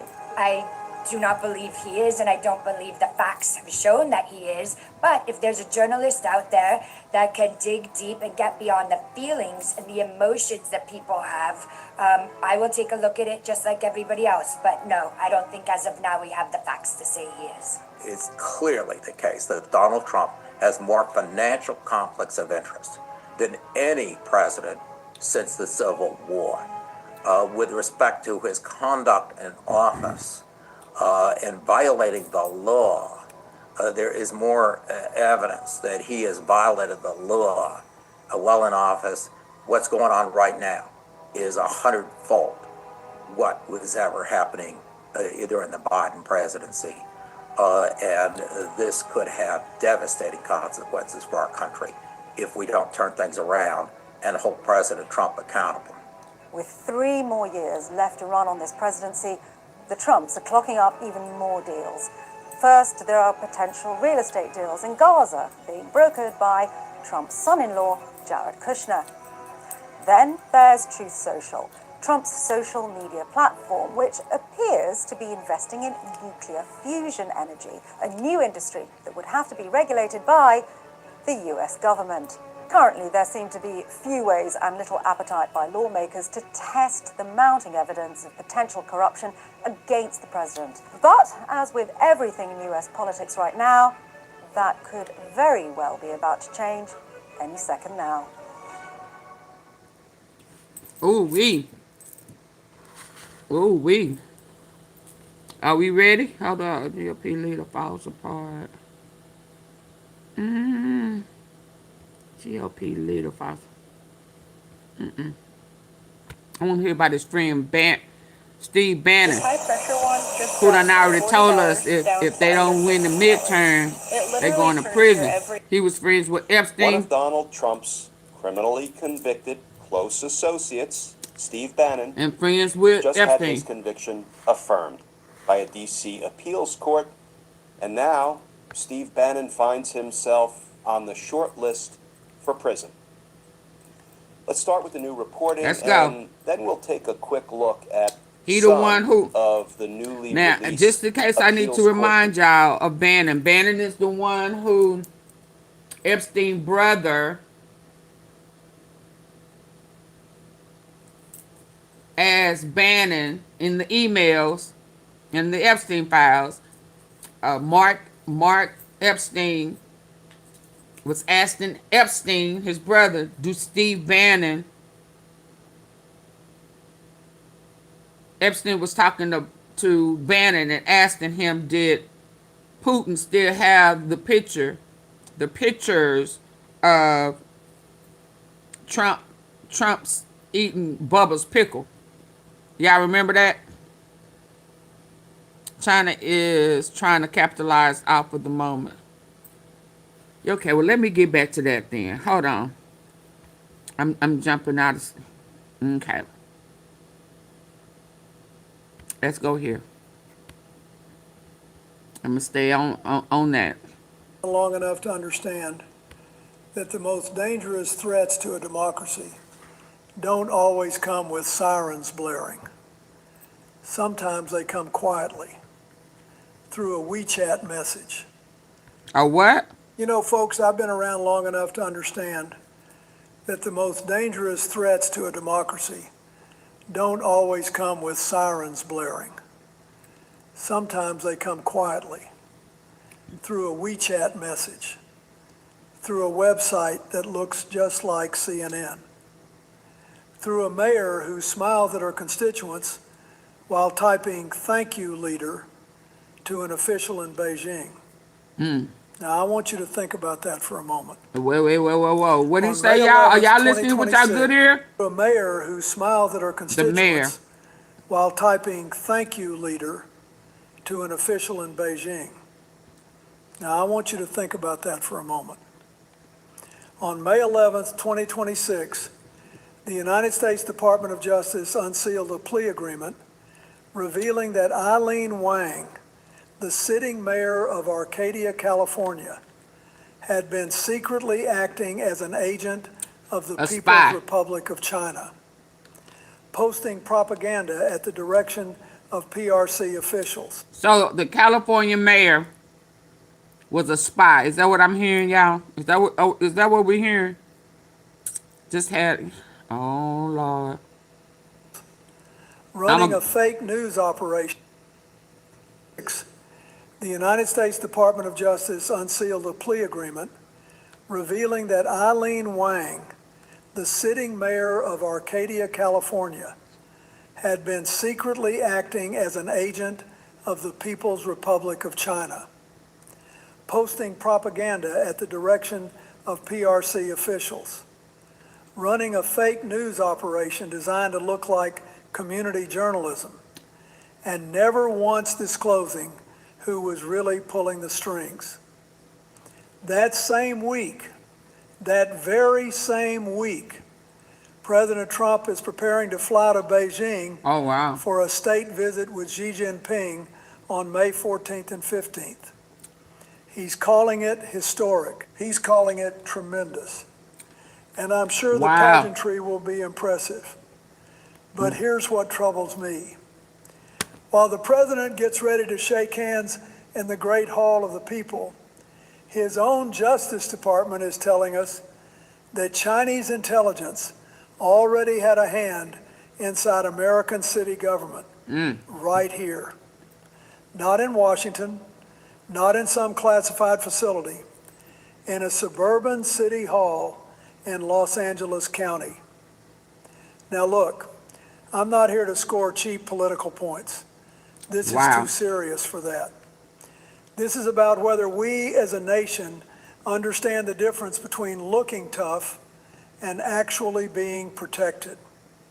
Because the details of what Eileen Wang did and what it means for our communities, our institutions, and our relationship with China deserve careful attention.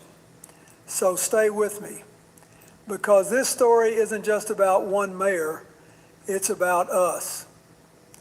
Now, to understand why this matters so much, you've got to understand where it happened and how it unfolded, because context is everything in a case like this. Arcadia, California, a beautiful, quiet city in the San Gabriel Valley, about 57,000 people, a thriving Chinese-American community, families who came here for opportunity, for freedom, for the promise that in America, your voice belongs to you and not to any government back home. And in November 2022, Eileen Wang was elected to the Arcadia City Council, a 5-person body. The mayor rotates among them. She rose to that seat. But here's where things start to get complicated. Her fiancé and campaign manager, a man named Yao Ning Mike Sun, was sentenced in February 2026 to 4 years in federal prison. If your cheeks hurt, it's probably because you don't have one of these. When I worked as a physical therapist assistant, I'd always tell my patients. For what? For acting as a covert agent of the People's Republic of China, monitoring the president of Taiwan during her 2023 U.S. visit, combating Falun Gong practitioners, and most critically, cultivating Eileen Wang politically, helping her win office so Beijing could have influence inside American local government. China's influence operations today don't look like Cold War espionage. There are no dead drops, no secret codes. They look like community websites, local campaign donations, a fiancé who whispers strategy while reporting back to Beijing. And that's what makes them so dangerous, because they hide inside the very openness that makes America what it is. They exploit our trust. And by the time we catch them, the damage to our communities, especially to innocent Chinese Americans who had nothing to do with any of it, is already done. Now let me walk you through what the Department of Justice actually laid out, because the specifics here matter. From late 2020 through 2022, Eileen Wang and Mike Sun operated a website called U.S. News Center.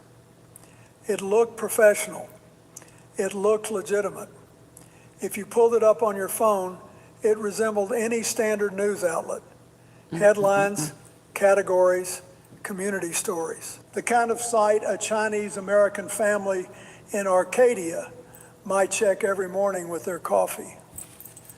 But peppered into that ordinary content were articles written by the Chinese government, sent directly to Wang through WeChat by PRC officials. And here's what gets me. She posted them within minutes. Minutes. A PRC official sends a pre-written article denying genocide in Xinjiang, denying forced labor, and Wang publishes it on her site without changing a word. The official writes back, "So fast, thank you everyone." It gets worse. Oh, wow. In August 2021, a PRC official asked her to edit an article. She made the changes, sent back a screenshot showing 15,128 views, and wrote, and I want you to hear this, "Thank you, leader." That's an American mayor addressing a Chinese government official. Then in November 2021, Wang communicated with John Chen, a high-level figure in PRC intelligence who had personally met Xi Jinping. She told him this is what the Ministry of Foreign Affairs wants to send. She never registered under the Foreign Agents Registration Act. She never told a single reader that Beijing was directing her content. This wasn't journalism. This wasn't community service. This was a covert influence operation dressed up as local news, aimed directly at American voters who trusted her. Now look, when something like this happens, accountability has layers, and leadership, real leadership, means asking the hard questions at every level. First, there's Eileen Wang herself. She was elected to serve the people of Arcadia. She swore an oath, and instead of honoring that oath, she was taking directives from a foreign government. That's a betrayal, not just of law, but of the sacred relationship between an elected official and the community that trusted her with power. Second, there's the system that allowed her to rise. Her fiancé was a Chinese operative actively cultivating her political career. He managed her campaign, he helped her win, and nobody caught it until years later. That tells me something about the gaps in how we screen and support candidates at the local level. But here's where my concern sharpens. President Trump is about to sit across from Xi Jinping in Beijing this week. And I have to ask, how do you negotiate with a foreign power from a position of strength when that same power successfully planted influence inside your own local government? Overpaying for organic groceries? Not anymore. Meet Thrive Market, an online organic grocery store where your membership on your watch. When I sat across from world leaders, I made sure our house was in order first. Mm-hmm. You cannot project strength abroad while ignoring vulnerabilities at home. That's not toughness. That's theater.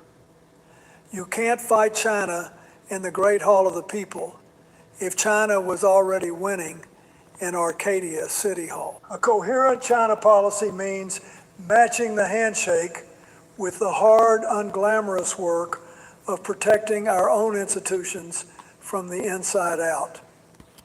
Now here's what keeps me up at night about a case like this. The damage doesn't stop with Eileen Wang's resignation.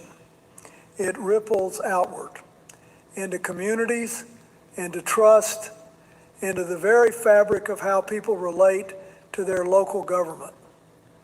Think about the Chinese American families in Arcadia. The vast majority came to this country for freedom, opportunity, a chance to participate in something bigger than themselves. They vote, they volunteer, they believe in this system. And now, because of what one person did, there's a shadow over that entire community. When foreign governments weaponize diaspora communities like this, they create a double wound. They exploit the community's trust from the inside, and then they expose that community to suspicion from the outside. I think China We is saw behind this the Supreme with the Court China ruling Initiative. on redrawing Well-meaning of efforts America voting that map. sometimes veered into profiling Don't innocent really care people about us based on among their other power ethnicity is rather than motive. their actions. I still think We've it's got to Israel. be You precise don't think here. it's Israel? Not prejudiced, precise. But there's another institutional gap that troubles me. Local governments have virtually no counterintelligence capacity. City councils don't run candidates through FBI databases. The influence wasn't about zoning votes or budget line items. It was about shaping how an entire community understood the world through a fake news site that looked real enough to fool thousands of readers. The FBI caught it eventually. Good. But how many more operations like this are running right now that we haven't caught? Now, I want to be fair here. Confronting China is not simple. It wasn't simple when I was in office, and it's not simple now. But there's a contradiction at the heart of this administration's approach that we need to talk about honestly. President Trump has built his entire brand on being tough on China, the tariffs, Hey, Max the Boogie. rhetoric. And I'll give credit where it's due. Bringing attention to China's unfair Israel trade already practices have was the not leverage wrong. over our government. But China toughness have without leverage coherence is just noise. Pressure. I'm thinking now China finna have leverage over the U.S. and Israel. So it's. I think China's finna surpass the grip that Israel have. He just finna be pulled apart. He might as well just go ahead and expire. Oh, he been talking. Him and I think Obama too. I think he been talking more than Obama though. But he, oh no. China, they say already owns the Strait of Hormuz. What happened to Iran? He's built his entire brand on being tough on China. Gabrielle. The tariffs, the rhetoric. And I'll give credit where it's due. Bringing attention to China's unfair trade practices was not wrong. But toughness without coherence is just noise. The Wang Sun operation ran from 2020 to 2022. Sun was charged in December 2024, but not sentenced until February 2026. Wang's plea agreement was signed last month, but unsealed on May 11th, 3 days before the president flies to Beijing. That timing raises a question that deserves an honest answer. Does a summit-focused deal-making approach to China actually address the threats that matter most? You can negotiate tariff rates in the Great Hall of the People. You can sign memorandums about rare earth minerals. But none of that stops a PRC official from sending a WeChat message to someone in Los Angeles County saying, post this article. Real strength against China requires counterintelligence funding, FARA enforcement, community education, protecting local elections from foreign manipulation. It's not photogenic, it doesn't make headlines, but it's what actually keeps the country safe. You don't win against China by shaking hands at summits while their influence operations run undetected in your own backyard. You win by doing both. Now let me tell you what I think is coming, because this story doesn't end with a plea agreement. For Eileen Wong, she faces up to 10 years in federal prison. The plea deal suggests sentencing reductions, and a judge will determine the final number. But her political career is over. This cleaner is insane. It removes baked-on oven Lights up, black please. mold, 290 and people years in of here. soap scum from any Come on, surface. y'all. She resigned Hey, Monday. Junior. Arcadia City Council will pick a new mayor at its next meeting. And that community will have to start rebuilding trust in a seat of power.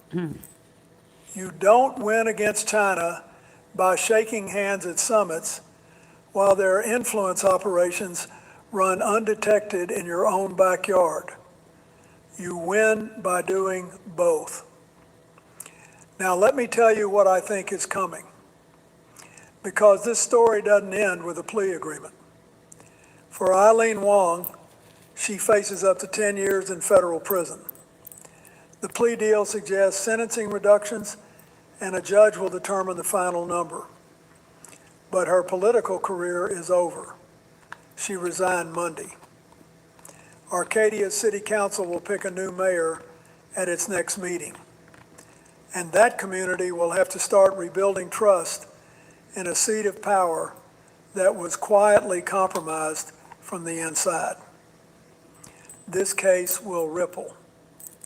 For the Chinese American community nationally, this creates real danger. Not from foreign operatives, from our own overreaction. The China Initiative, launched in 2018, was supposed to catch spies. Instead, it ended up targeting innocent researchers and scientists based more on their ethnicity than evidence of wrongdoing. And just last year, the Trump administration reassigned dozens of FBI and Homeland Security officials who were working on foreign influence. Miss T, what are you talking about? Miss TRLV, what are you talking about? You don't see Bill's face? And even if you don't, what's the problem? Even if you don't, what's the problem? Even if I remove him altogether, what's the problem?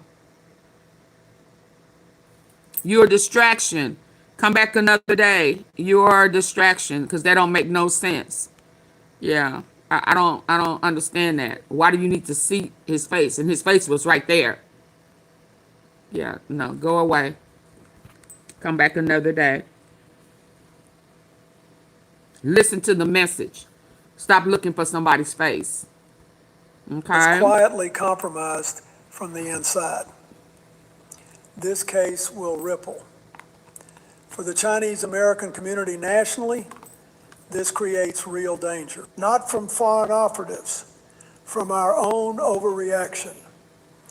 The China Initiative, launched in 2018, was supposed to catch spies. Instead, it ended up targeting innocent researchers Compromised from and the scientists inside. based Y'all more don't see on the their pattern in ethnicity America. than evidence of wrongdoing. And just last year, the Trump administration reassigned dozens of FBI and Homeland Security officials who were working on foreign influence operations. The very people whose work catches cases like this. That's not toughness. That's gutting your own defenses. I expect more cases like this to surface, not fewer. China's influence playbook targets local government precisely because it's unguarded. City halls don't have counterintelligence units. Community news sites don't have FARA compliance officers. Until we invest in protecting democracy at the local level, not just at the Pentagon, we are leaving the front door open. Let me close with this. What happened in Arcadia is not an isolated scandal. Oh, wow. It's a mirror. It shows us something about American democracy that we need to look at honestly, not with fear, but with clear eyes and a steady hand. Hold on. Did he ever say how she got busted? How did she get busted? It was making me think of those sleeper cells. It's a bunch of crazy stuff going on right about now. People doing some deranged stuff and shootings and all this type of stuff. But how did she get busted? And why nobody was really talking about it? She got busted because of an email message. I know that, but why was they checking her emails?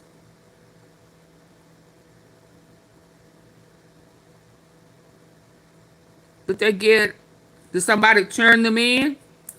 Did somebody report them to that 800 number I have for fraud and wasting stuff on my my wall? I'm just curious now because they're not talking much.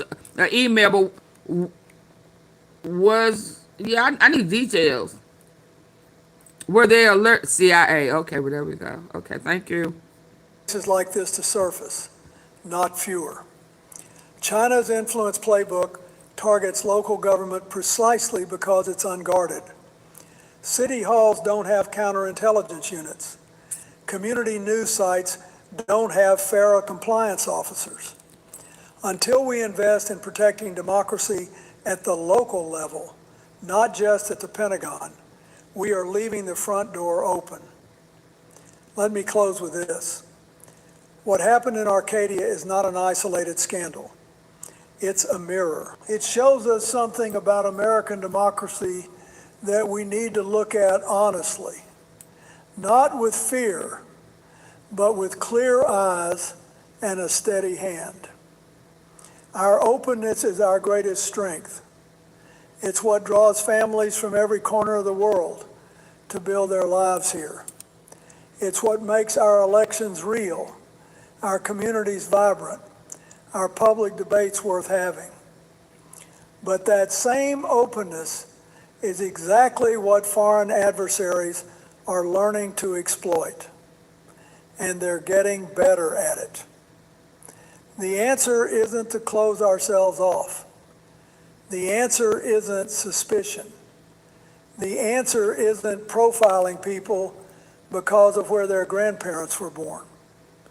The answer is doing the quiet, unglamorous, serious work of protecting our institutions at every level, funding counterintelligence that reaches beyond Washington, enforcing FARA so that when someone is speaking for a foreign government, Americans know it, educating communities about how they're being targeted so they can protect themselves. Every foreign government that tries to manipulate our democracy is betting that we won't do this work. They're betting that we'll be too distracted by summits and headlines and partisan fights to notice the quiet erosion happening underneath. And every time we fail to invest in that essential institutional protection, we prove them right. I sat in that Oval Office for 8 years, and the moments that mattered most weren't the ones that made the front page. They were the decisions no one saw, the briefings, the funding fights, the policies that kept our systems strong so that when a threat emerged, we were ready. That's what self-government requires. Not one prosecution, not one summit, not one speech. It requires showing up every single day to defend the idea that in America, the people who serve you answer to you, not to Beijing, not to Moscow, not to anyone, but the citizens who gave them their trust. And I still believe, after everything, that we're up to it, but only if we choose to be. Okay, hold on. If only if we choose to be. Hold on. Now that we have, I need for y'all to we hit the like proved them button. I'm going to another so one. that when a threat emerged, we were ready. That's what self-government requires. Not one China wanna prosecution, not one summit, not one take the speech. Black America It spot. requires showing up every single day to defend the idea that in America, the people who serve you answer to you, not to Beijing, not to Moscow, not to anyone, but the citizens who gave them their trust. And I still believe, after everything, that we're up to it, but only if we choose to be. I seriously just On to the found next an one, y'all. I engineered need pair the of likes jeans. up. Well, they look like jeans, but Double actually they're tap the so face of freaking your stretchy. screen. There's no You know, folks, let Hit me those tell three dots at the top right. There's a lot going on.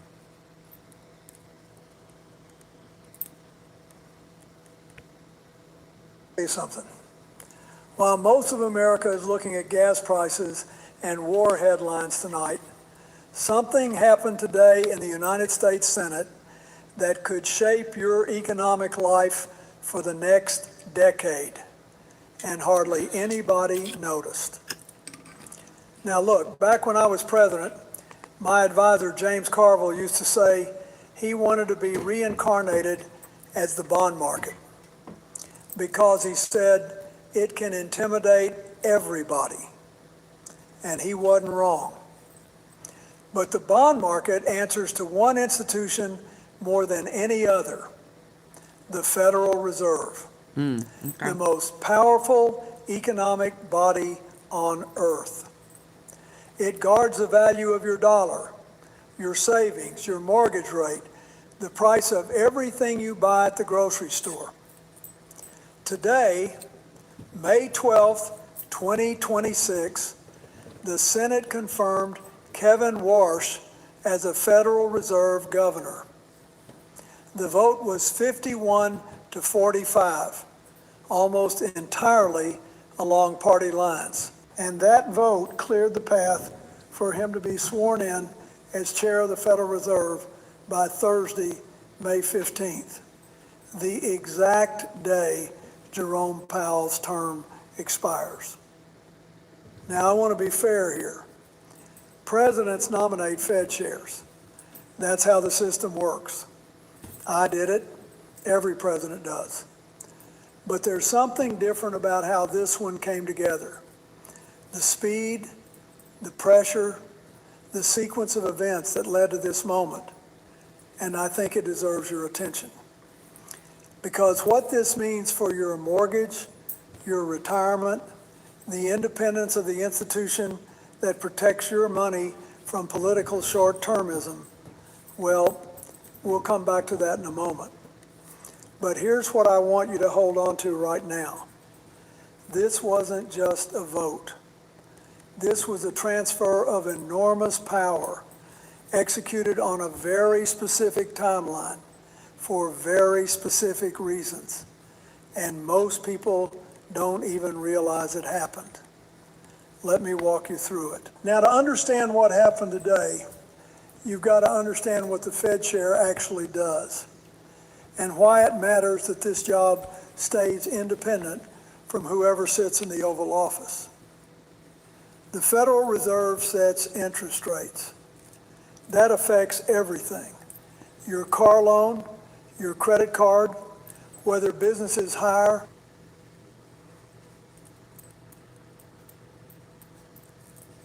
Y'all, I'm gonna pause for y'all to get the likes up. I'm an hour and 58 minutes in. I need them right. I need them up.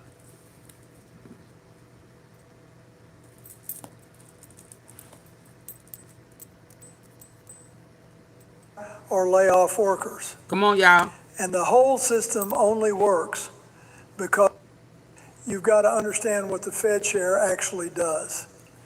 and why it matters that this job stays independent from whoever sits in the Oval Office. The Federal Reserve sets interest rates. That affects everything. Your car loan, your credit card, whether businesses hire or lay off workers. And the whole system only works because the world trusts that those decisions are made on economic data, not political pressure. That trust is worth trillions of dollars. It's not theoretical, it's real. Every president wants lower rates. I wanted lower rates. But there's a line you don't cross, because the moment global markets believe an American president is setting interest rates, the cost of borrowing goes up for everyone.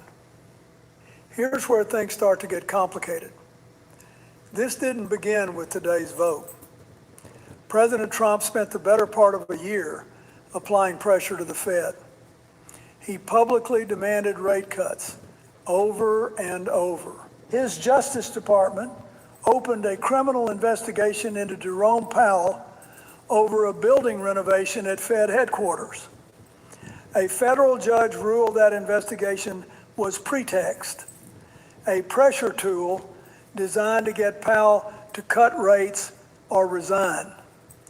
The DOJ eventually dropped the probe, but the lead prosecutor in Washington said she could reopen it.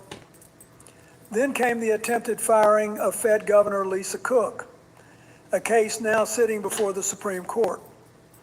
And then came the nomination of Kevin Warsh. Now, I'm not saying this is some grand conspiracy, but when you line up all the moves, the public demands, the investigation, the legal challenges, the nomination time to the exact day Powell's term expires, you don't need a conspiracy. You just need a direction. And the direction here is unmistakable. Let me show you the numbers. Now look, I've always believed you can have your own opinions, but you can't have your own facts. So let's look at what the numbers are telling us today. This morning, the Bureau of Labor Statistics reported that inflation hit 3.8% year over year in April, the highest reading since May 2023. Energy prices drove over 40% of that increase. So low. Gasoline is up 28.4% from a year ago, largely because the Strait of Hormuz, where a fifth of the world's oil passes through, has been effectively closed since the Iran war began. Airfares are up 20.7%. Food prices climbed 3.8%. These aren't abstract statistics.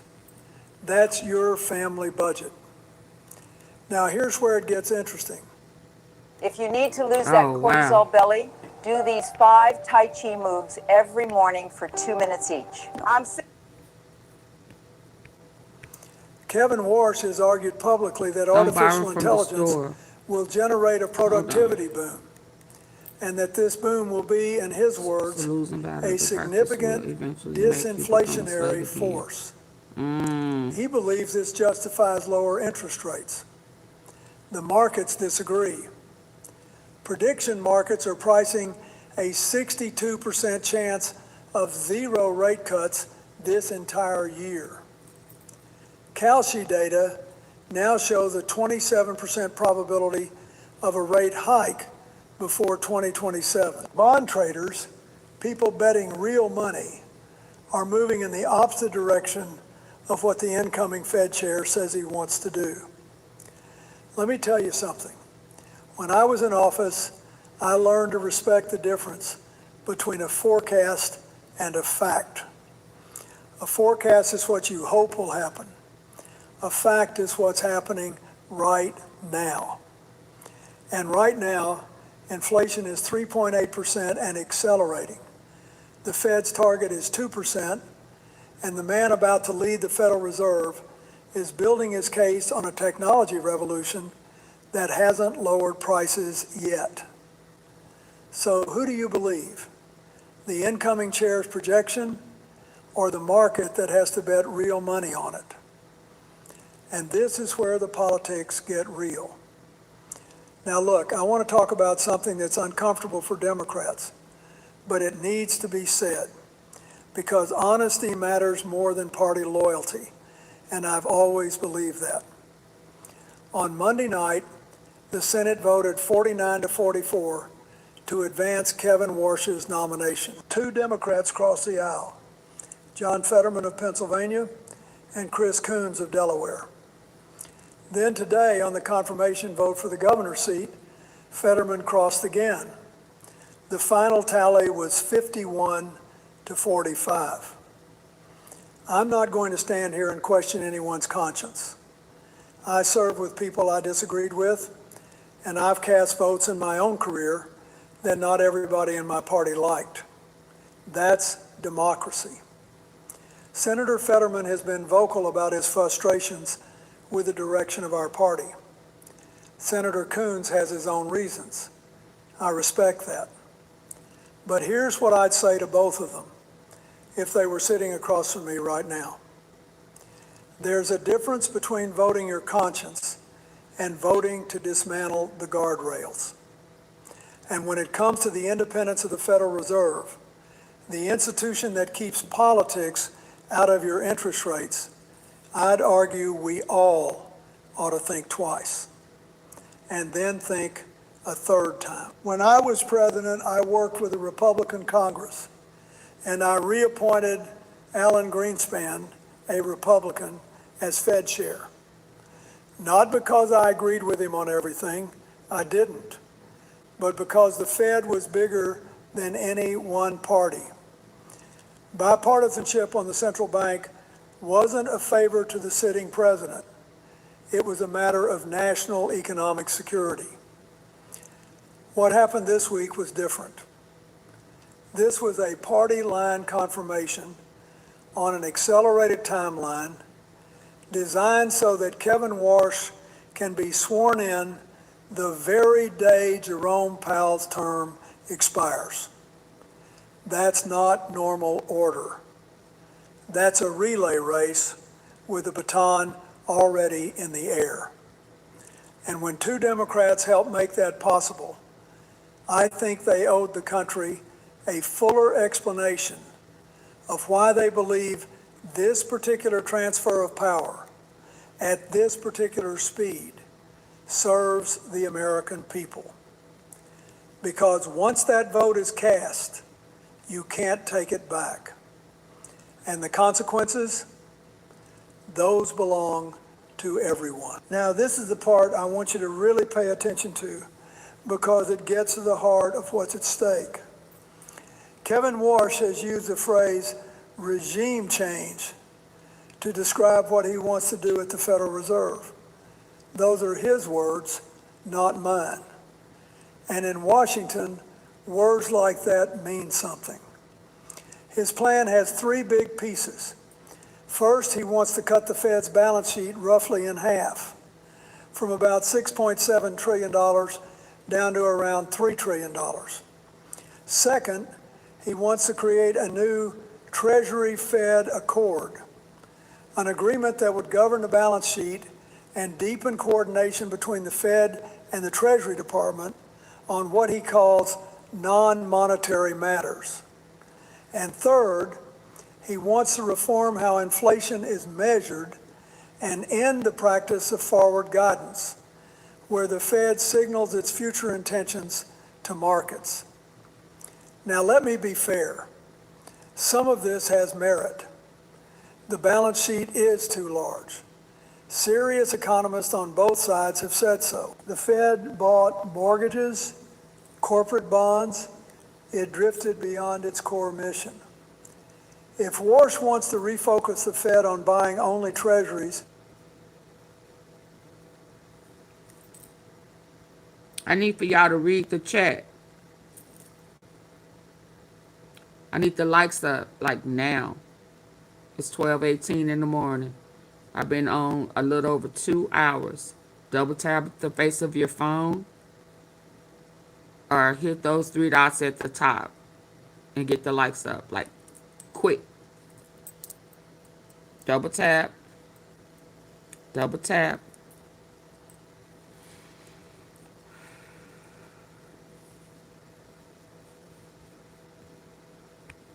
And I'm getting sleepy, so I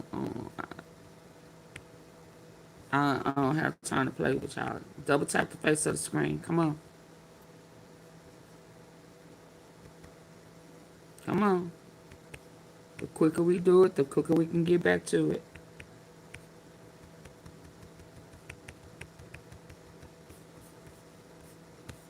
I'm gonna set it up to depart. Yeah.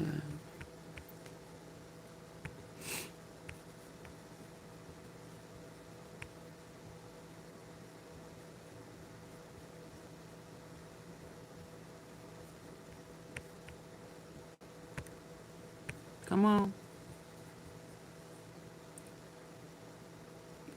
And if you're leaving because you don't want to hit the like button, don't come back when I come back. When I get it back rolling, don't come back if you ain't hit the like button. Come on, y'all.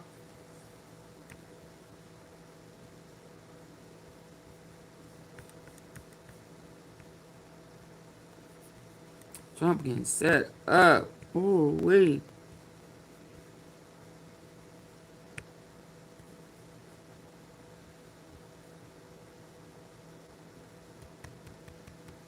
Okay, somebody took their light back, so let me do this.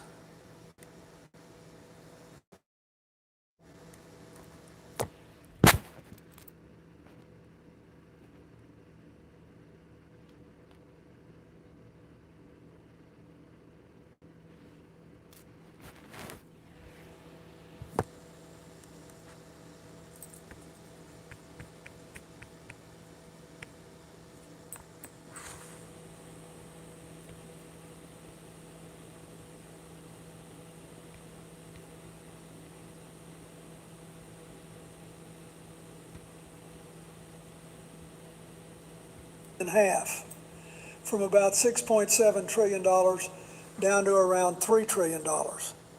Second, he wants to create a new Treasury-Fed accord, an agreement that would govern the balance sheet and deepen coordination between the Fed and the Treasury Department on what he calls non-monetary matters.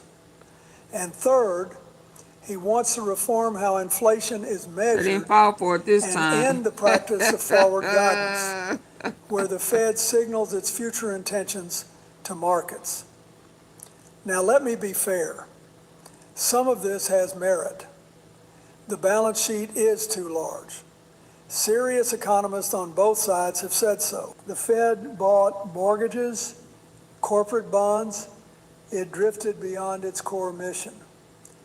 If Warsh wants to refocus the Fed on buying only treasuries, that's a conversation worth having. Former Richmond Fed President Jeffrey Lacker, a hawk, not a Democrat, has said the same thing. But here's where it gets dangerous. That Treasury-Fed accord could give the Treasury Department, and by extension the White House, effective influence over the Fed's balance sheet.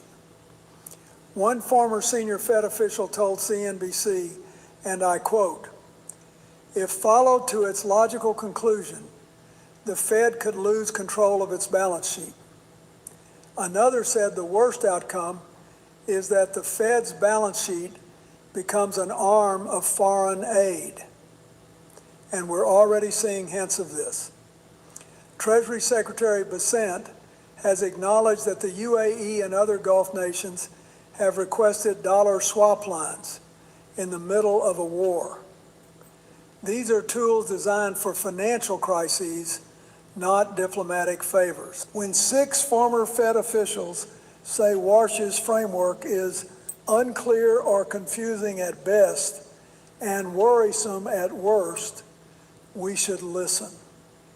Because the moment a president at war can direct the central bank's balance sheet toward his allies, the line between monetary independence and political control disappears. And once it's gone, folks, it is very hard to get back. Now, let me tell you something about the intellectual argument at the center of all this, because it's clever, and that's exactly what worries me. Kevin Warsh has built his case for lower interest rates on the idea that artificial intelligence is about to unleash a massive productivity boom. He argues that AI will drive costs down across the economy, a significant disinflationary force, in his words, and that the Fed should cut rates now in anticipation of that future. It's a seductive argument, and I'll be the first to tell you I'm optimistic about technology. When I was president, we saw what the internet revolution did for productivity and growth. It was real. But we didn't cut rates based on what we hoped the internet would do 5 years down the road. We waited for the data. Morning. Sixth floor's product. New product. And here's the honest truth. Hi, Elsie. The data on AI right If now you forgot to is hit the mixed like at button, best. it will. Daron Acemoglu at MIT, one of the most respected economists alive, estimates AI might add about 0.66% to total factory productivity over the next decade. Goldman Sachs is more optimistic, projecting around 1.5% annually. But Fed Vice Chair Philip Jefferson has warned that right now, AI is functioning as a demand shock. Companies are spending billions on data centers, electricity, and computing power. The supply side benefits haven't materialized yet. We've seen this movie before. In 2021, the Fed adopted a forecast that pandemic inflation would be transitory. They built policy around it. And ordinary Americans are still paying for that mistake. I can definitely with Grocery prices never came back down. Housing costs didn't retreat. The word transitory became a punchline. Now we're being asked to trust another forecast, that AI will tame inflation I can before it definitely arrives. with that President. Meanwhile, today's CPI report shows 3.8% inflation. Gasoline is up 28% year over year. Airfares up nearly 21%.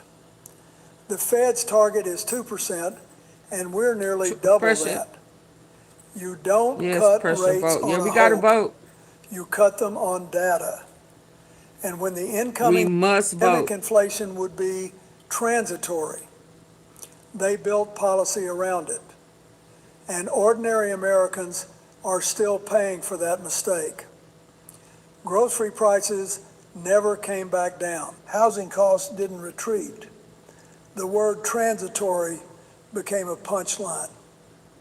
Now we're being asked to trust another forecast, that AI will tame inflation before it arrives. Meanwhile, today's CPI report shows 3.8% inflation. Gasoline is up 28% year over year. Airfares up nearly 21%. The Fed's target is 2%, and we're nearly double that. You don't cut rates on a hope. You cut them on data. And when the incoming Fed chair's central thesis is a technology that hasn't lowered a single price yet, while the economy is running hot, that's not a policy framework. That's a gamble. And the people who pay when that gamble goes wrong aren't on Wall Street. They're at the kitchen table. Now, let me do something I used to do in the Oval Office when we were facing a big decision. Let me lay out 3 scenarios, because the honest truth is, all 3 are possible right now. And which one we get depends on decisions that haven't been made yet. Hi, Jordan.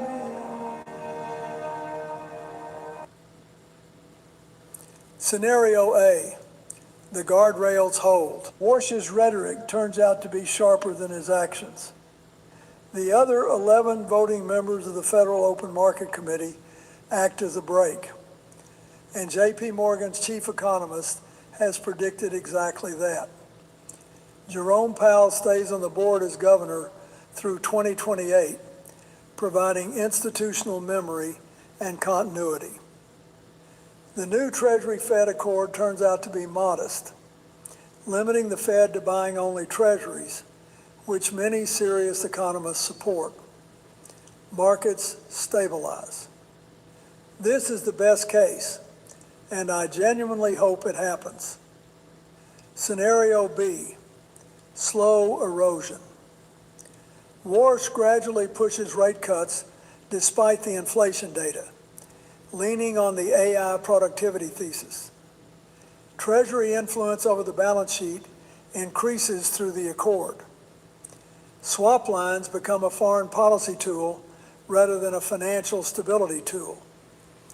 The Fed's credibility erodes in bond markets, which pushes long-term rates higher, even as the Fed tries to cut short-term rates, a trap that has devastated emerging economies. Consumer sentiment, already at 2022 lows, deteriorates further. Your mortgage rate goes up. Your retirement savings underperform.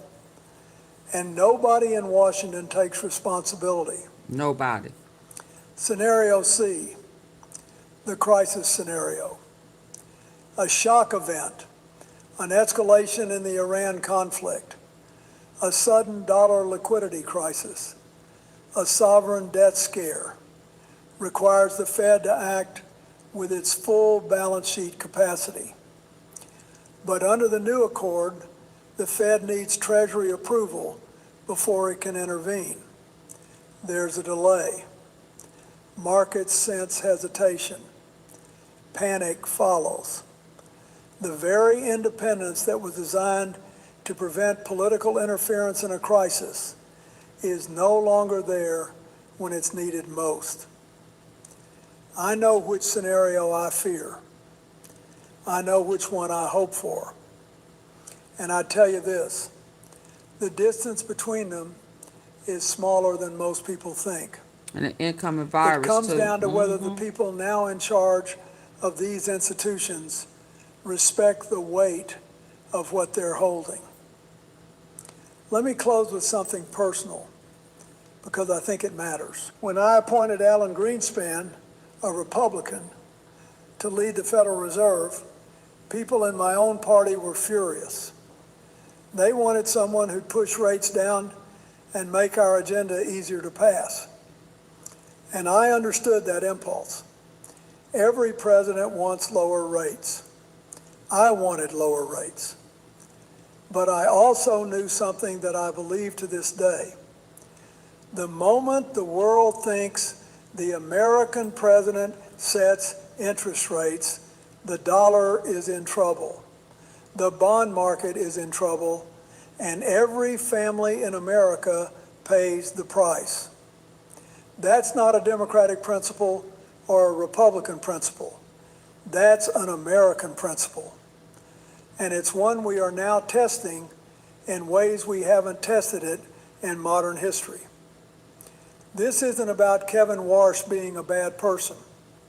By all accounts, he's a smart man. He served on the Fed board during the financial crisis. He has ideas that deserve to be heard and debated. But there's a difference between debating ideas and dismantling the structures that protect those ideas from political interference. The Senate will vote on Warsh's chairmanship Wednesday. By Thursday, he could be running the most powerful economic institution on earth. And the question isn't whether he's qualified. The question is whether the framework he's walking into, with a president who has publicly demanded lower rates, with the Treasury Department seeking to coordinate on the balance sheet, With their own inflation running at agent, not caring for the 3.8% people, and American a people. war in Yeah, the Middle East America. driving energy prices through the roof. It's definitely not Whether that first. framework protects the independence the Fed needs to do its job. We've got to remember something. Institutions don't break all at once. They erode. Slowly, quietly, one exception at a time, one precedent at a time, until one day you reach for the guardrail and it isn't there. I've always believed the American people are the last guardrail. You're the ones who hold your representatives accountable. You're the ones who decide whether this kind of thing matters. And I still believe in that guardrail. I still believe in you. So pay attention this week, because what happens next isn't just about interest rates. It's about whether the institutions that protect your economic future answer to the data or to the politics of the moment. And that, folks, is a question that belongs to all of us. I'm the founder of Mudwater, and a lot of people ask What me. you say? Be a independent thinker and voter. Don't be a dummy and don't vote. I agree. I agree. Vote independent. If you just can't choose, but vote. No excuses. No excuses. I totally agree. Pressure. Okay, so before I get real sleepy up in here, let me get to the ones I got. Pink. I totally agree. It's imperative that we vote. Everybody. They redistricting Alabama now. It's just crazy. So whatever the lobby or whatever that was, it's out the window. Yeah, they going through measures. Extreme. Hold on. Steer the country. This massive breaking story of Trump, Putin, Russia, his sons, real estate, and the Iran war is must-see information. Please, whether you're sitting down, listening, watching, settle in and get this connection that puts everything about Russia, Putin, Trump, and all. And then he also on his way to China. Okay, hold on. Y'all get the likes up. Let's go. This massive breaking story of Trump, Putin, Russia, his sons, real estate, and the Iran war is must-see information. Please, whether you're sitting down, listening, watching, settle in and get this connection that puts everything about Russia, Putin, Trump, and all else in perspective, especially considering he's released the sanctions on Russia regarding the Iran war and oil. Listen to this from this morning regarding Pete Hegseth, right here, right now. Secretary Hegseth, Russia's making $4 billion from oil sanctions relief because we've loosened those sanctions. Members of Congress have expressed our concern that Iran is receiving intelligence support from Russia. Let's jump into the massive breaking story with his sons and the real estate deal and all those connected. Check this out. Trump signed mega tower deal with firm tied to sanctioned pro-Putin billionaire. We first went through Russia. It was all bullshit. That ain't what Russia's It saying. was really BS, you think? Keep going. The Trump Organization is moving into the Kremlin's backyard. President Donald Trump's sons are planning a new Trump Tower with help from a company linked to a sanctioned pro-Kremlin billionaire and another whose founder was investigated for alleged ties to Russian gangsters. The Trump Organization is expanding the first family's already astonishing $2.7 billion property empire with Trump Tower Tbilisi, a luxury 70-story apartment complex set to become the tallest building in Georgia, a former Soviet republic at the far reach empire, with Trump Tower Tbilisi, a luxury 70-story apartment complex set to become the tallest building in Georgia, a former Soviet republic at the far reaches of Eastern Europe. You gotta like and share and spread this video around. It keeps going. Eric Trump posted what appears to be an AI rendering of the building on X on Tuesday. "This marks our first project in the region, and we are so excited to bring it to life," he wrote. This doesn't end. So if one of the goals that's been outlined by the president as part of this war is to destroy Iran's defense industrial base, don't you think we ought to be putting more pressure on Russia, putting those sanctions back on those Russian oil ships so that they are not continuing to fund Iran in this war, as has been testified to an Iranian Shahed? The Daily Beast can reveal that one of the Trump's partners on the project, Tbilisi-based Archie Group, has ties to Russian-made oligarch Bidzina Ivanishvili, who is sanctioned by the U.S. The founder of Georgia's ruling party was added to the sanctions list in 2024 after brutal crackdowns against protesters who fought his attempts to steer the country closer to Moscow amid Putin's war in Ukraine. Oh, this doesn't stop. The Wall Street Journal first reported the project last month. A second company involved in the plans, the New York-based Sapir organization, was founded by Tamir Sapir, a late Trump associate with alleged links to Kremlin spies operating in the U.S. He was at one time subject to an FBI money laundering and extortion probe as an alleged front for Russian organized crime. We first went through Russia. It was all bullshit. No, Donald, it's not BS. What happened? We got you. The Trump Organization has faced repeated conflict of interest accusations during the president's second stint in the White House. We've been dealing with the conflict of interest stuff for years. I mean, that's out of business. That's never going to happen. We're going to do what we need to do to fight back. Oh, the poor press sons are just so sad. This includes raking in huge profits from digital assets as the president rolls back regulations on the cryptocurrency industry and from multi-million-dollar real estate deals in the Middle East and beyond. Eric and Donald Trump Jr., as founders of the family's World Liberty Financial crypto firm, helped broker a deal last year in which an Abu Dhabi state-backed fund, chaired by the UAE's national security advisor, routed around $2 billion through the Trump Group's digital asset. It fell just weeks before Trump loosened AI chip restrictions on the Emirates. Donald Jr. also holds an advisory role and multi-million-dollar stake at drone maker Unusual Machines. Today we are taking a first look at the brand new Macara Z1, or Z1 for my North American. Yes, she's right. We're funding Putin by the billions. Drone costs about $35,000. That's enough money for hundreds of thousands of drones. Yeah, that's how much a drone costs. Supporting Russia's war in Ukraine and to target our service members even as we loosen sanctions on the Kremlin. Billions for Iran to reconstitute its industrial base. And Don Jr. has a company making cash on it. Which paid off in October when the firm landed its biggest ever U.S. Army contract. And it's really great to almost have this retribution. Months after his father signed an executive order directing the Pentagon to prioritize American-made drones. The Trump Organization has meanwhile pocketed upwards of $20 million in licensing fees over the past year from DAR Global, the Saudi developer that has emerged as the Trump Organization's main Gulf partner. It was all bullshit. Those and other deals have seen the family's wealth has boomed by $5 billion since Trump took office again in 2025. Both Eric and Donald Jr. have denied trading off their father's name. We're the most canceled that's absolutely, that's a part of the faith.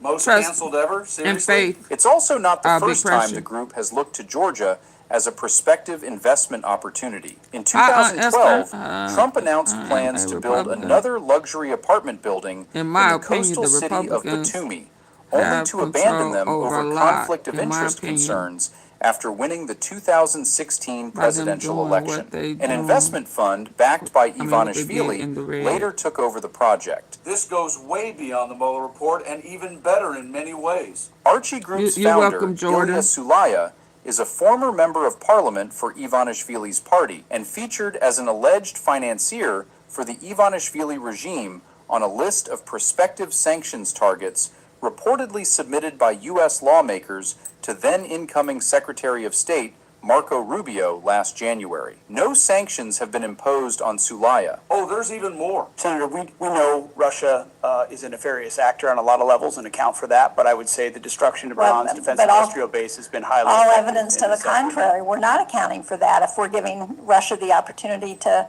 earn $4 billion a month, $20 billion by the end of the year if we leave those sanctions lifted. Sulaya's firm previously received an estimated $7.2 million in financing from Ivanishvili's government to build a concrete block factory in Tbilisi, according to a 2019 Watchdog report by Transparency International, reviewed by the Daily Beast. It was all bullshit. Those payments raised corruption concerns as they fell during the same window, between 2016 and 2018, that Sulaya and his business partners donated hundreds of thousands of dollars back to both the ruling party and Ivanishvili's preferred presidential candidate. The Trump's American partner on the Tbilisi Tower deal has its own connections to the former Soviet Union. Look at the ties, people. Look at the ties. We first went through Russia.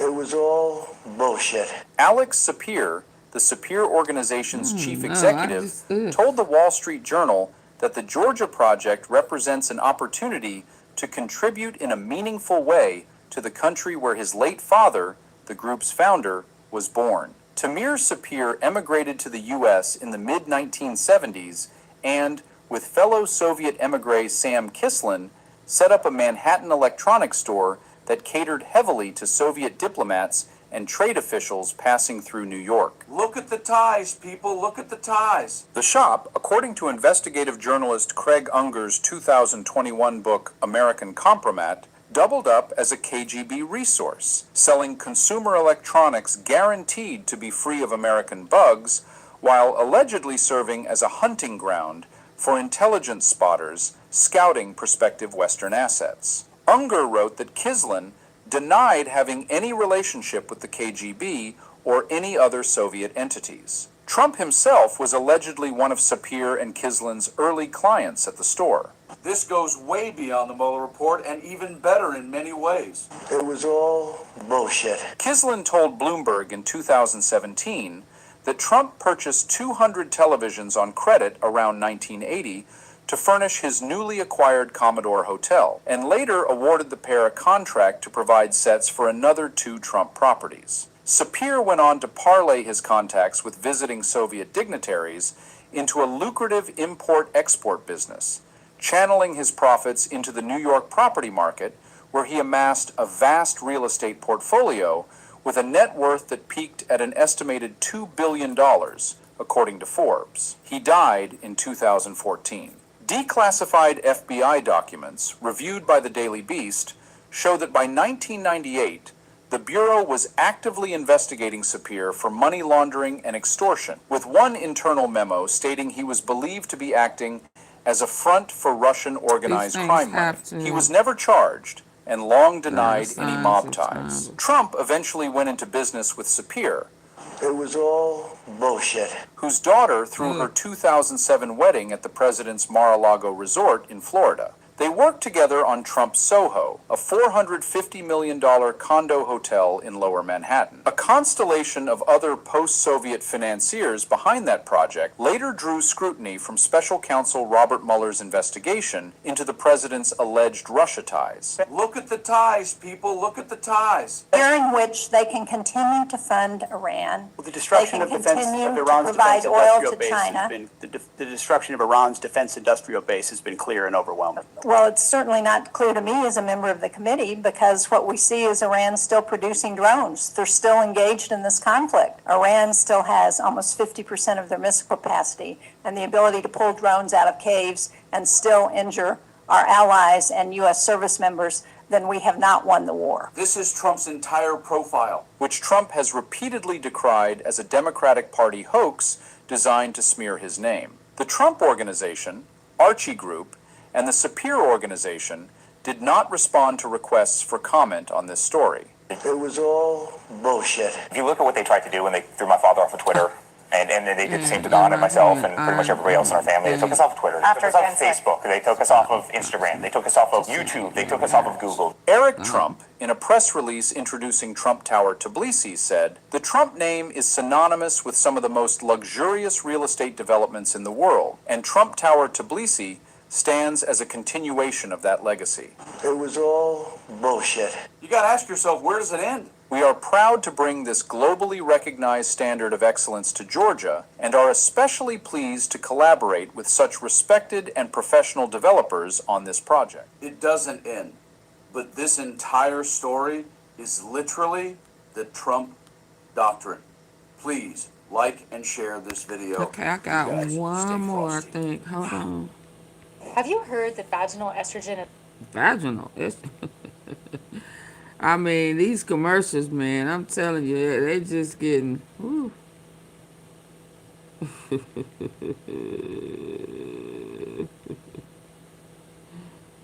2 hours and 39 minutes, y'all. Come on. Ooh.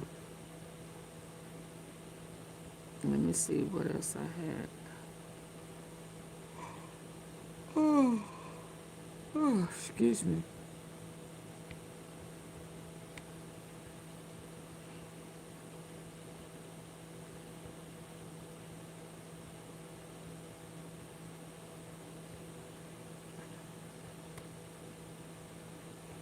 I want to hear he was having panic attacks about President Obama last night. He said Former President Barack Obama. Yeah. Sometimes I can't even say it because I'm tickled. Sometimes I feel like Obama's watching me, and my mind's playing tricks on me. Yeah, he having nightmares about President Obama. He said he's spying on me. Oh no, boo boo, that was old girl in California, what, Arcadia?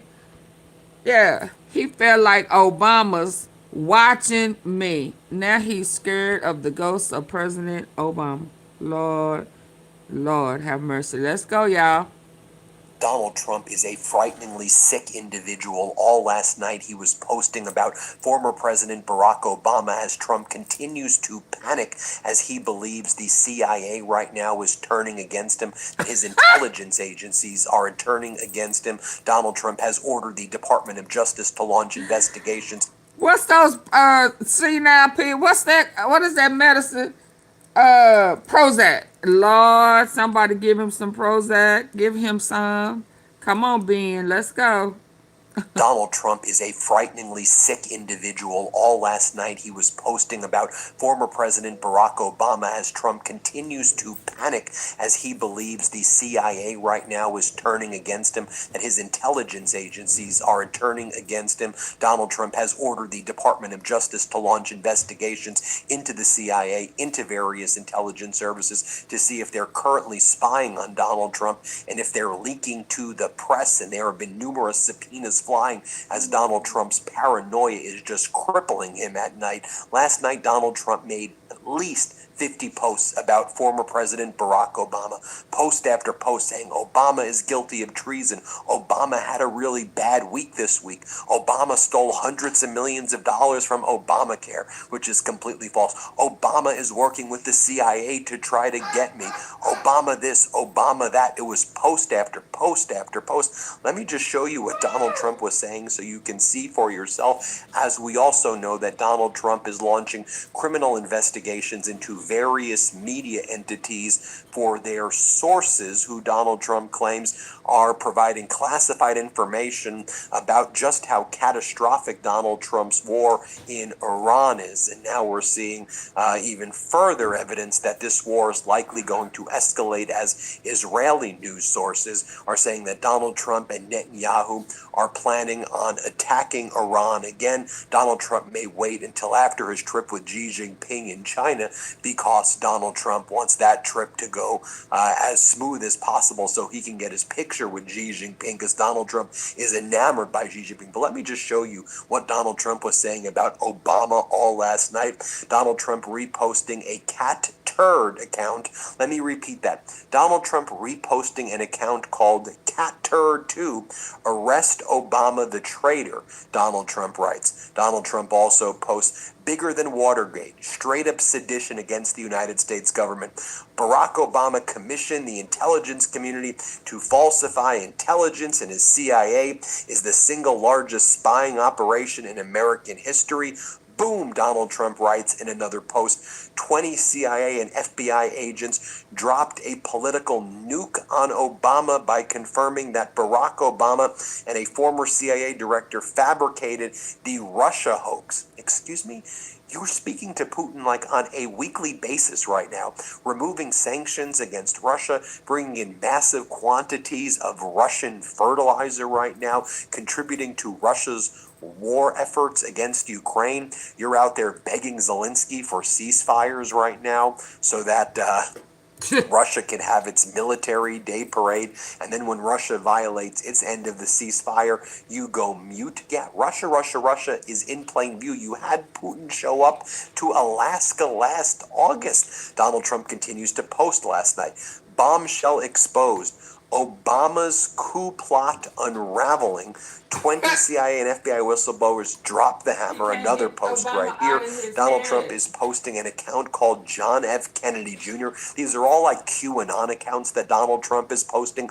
Posts from literal death cults. Donald Trump reposting. And by the way, in addition to the 50 posts about former President Barack Obama, Donald Trump was making deranged posts about hunting down sex trafficking rings, and these weird posts about Senator Schiff, and tons of posts about Clinton. But the common theme was Donald Trump attacking Obama over and over again. Like Donald Trump posted this from an account called John F. Kennedy Did he want Jr. a dark pickle or Barack something? Hussein Obama wiretapping. Did he want that dark pickle or something? I mean,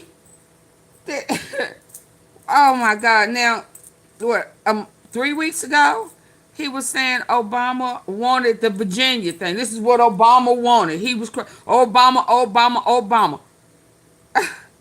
He gave him all this power, like Obama had all this power over him.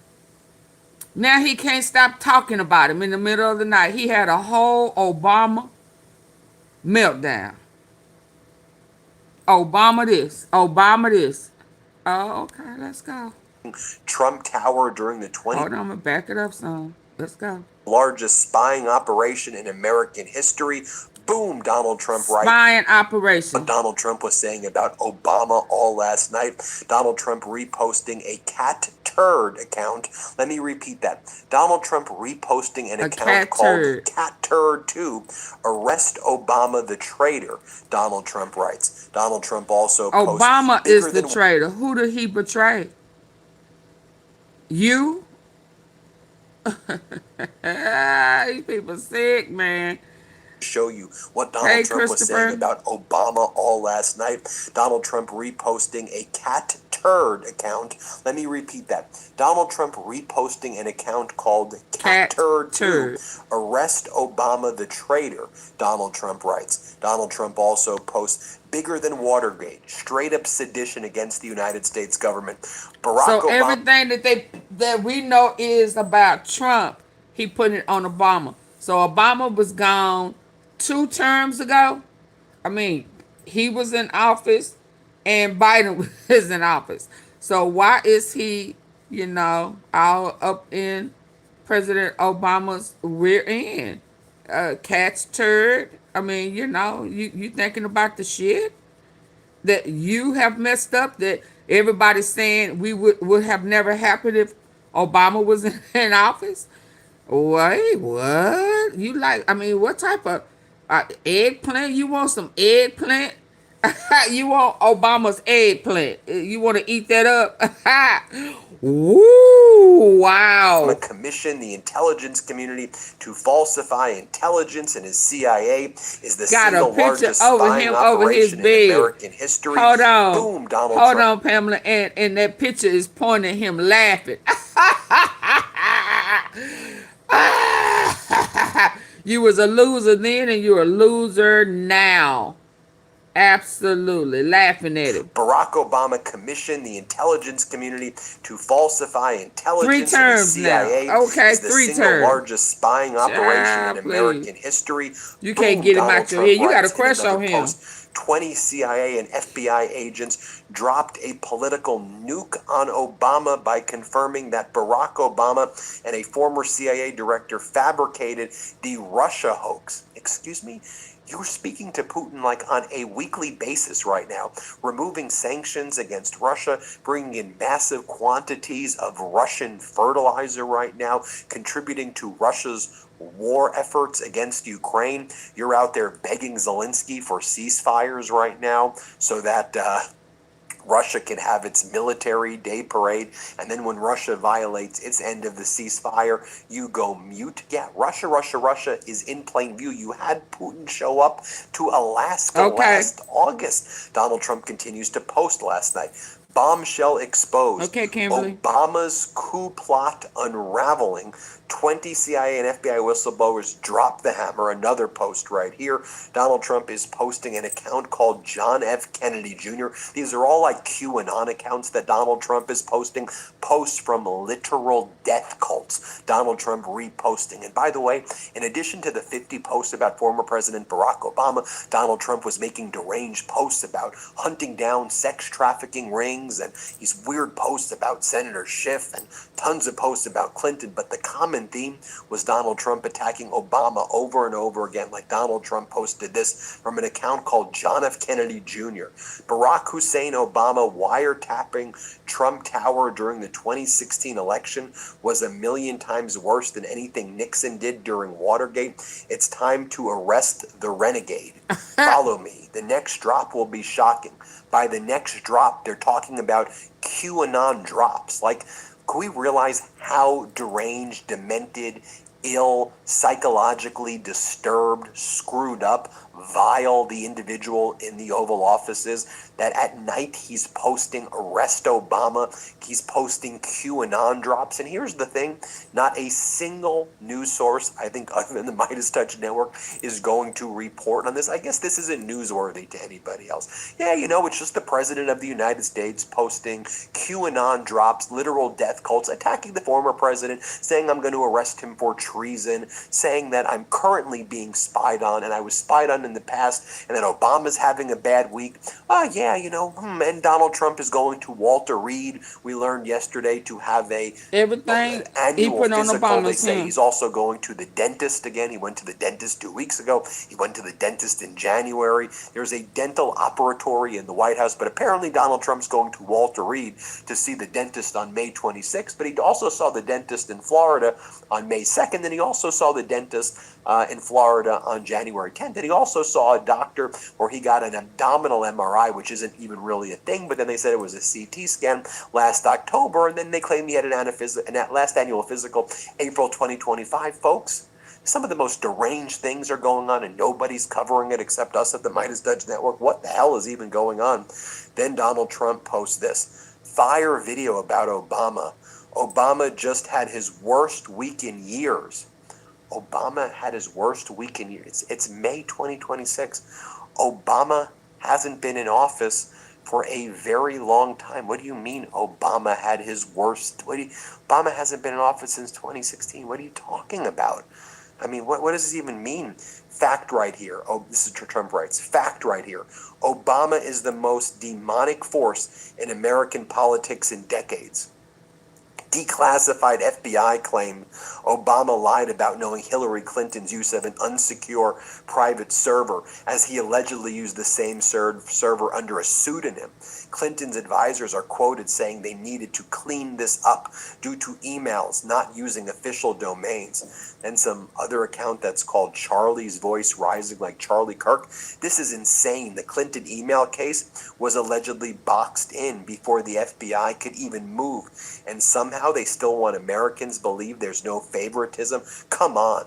Or he posts this from Mike Flynn. The 2020 election was stolen. We had a fake president for 4 years. Or this. U.S. Senator John Kennedy is now publicly demanding that Barack Hussein Obama return $120 million that he allegedly earned through ownership related to Obamacare. What the hell does that even mean? Ownership related to Obamacare? While Donald Trump has grifted all of these quid pro quos, promising the Middle East security umbrellas which were never actually delivered, while Donald Trump's done all of this self-dealing, while his kids have done all of this self-dealing to the tune of hundreds of millions of dollars, or in the case of Donald Trump himself, billions of dollars, and perhaps tens of billions that we don't even know about yet. You're saying that former President Obama got $100 million from Obamacare? Like, what the hell does that even mean?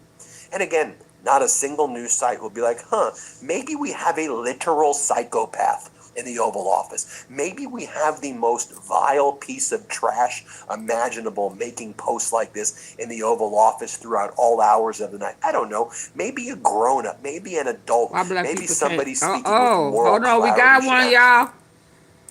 Whoo, Lord. Let me read God King 7:7. Why black people can't start their own party and stop giving attention to Democrats and Republicans like your vote means something. Okay. You want to start that off? I mean, it has to be something that is going to be accepted. I guess, that's why Pressure was talking about independent.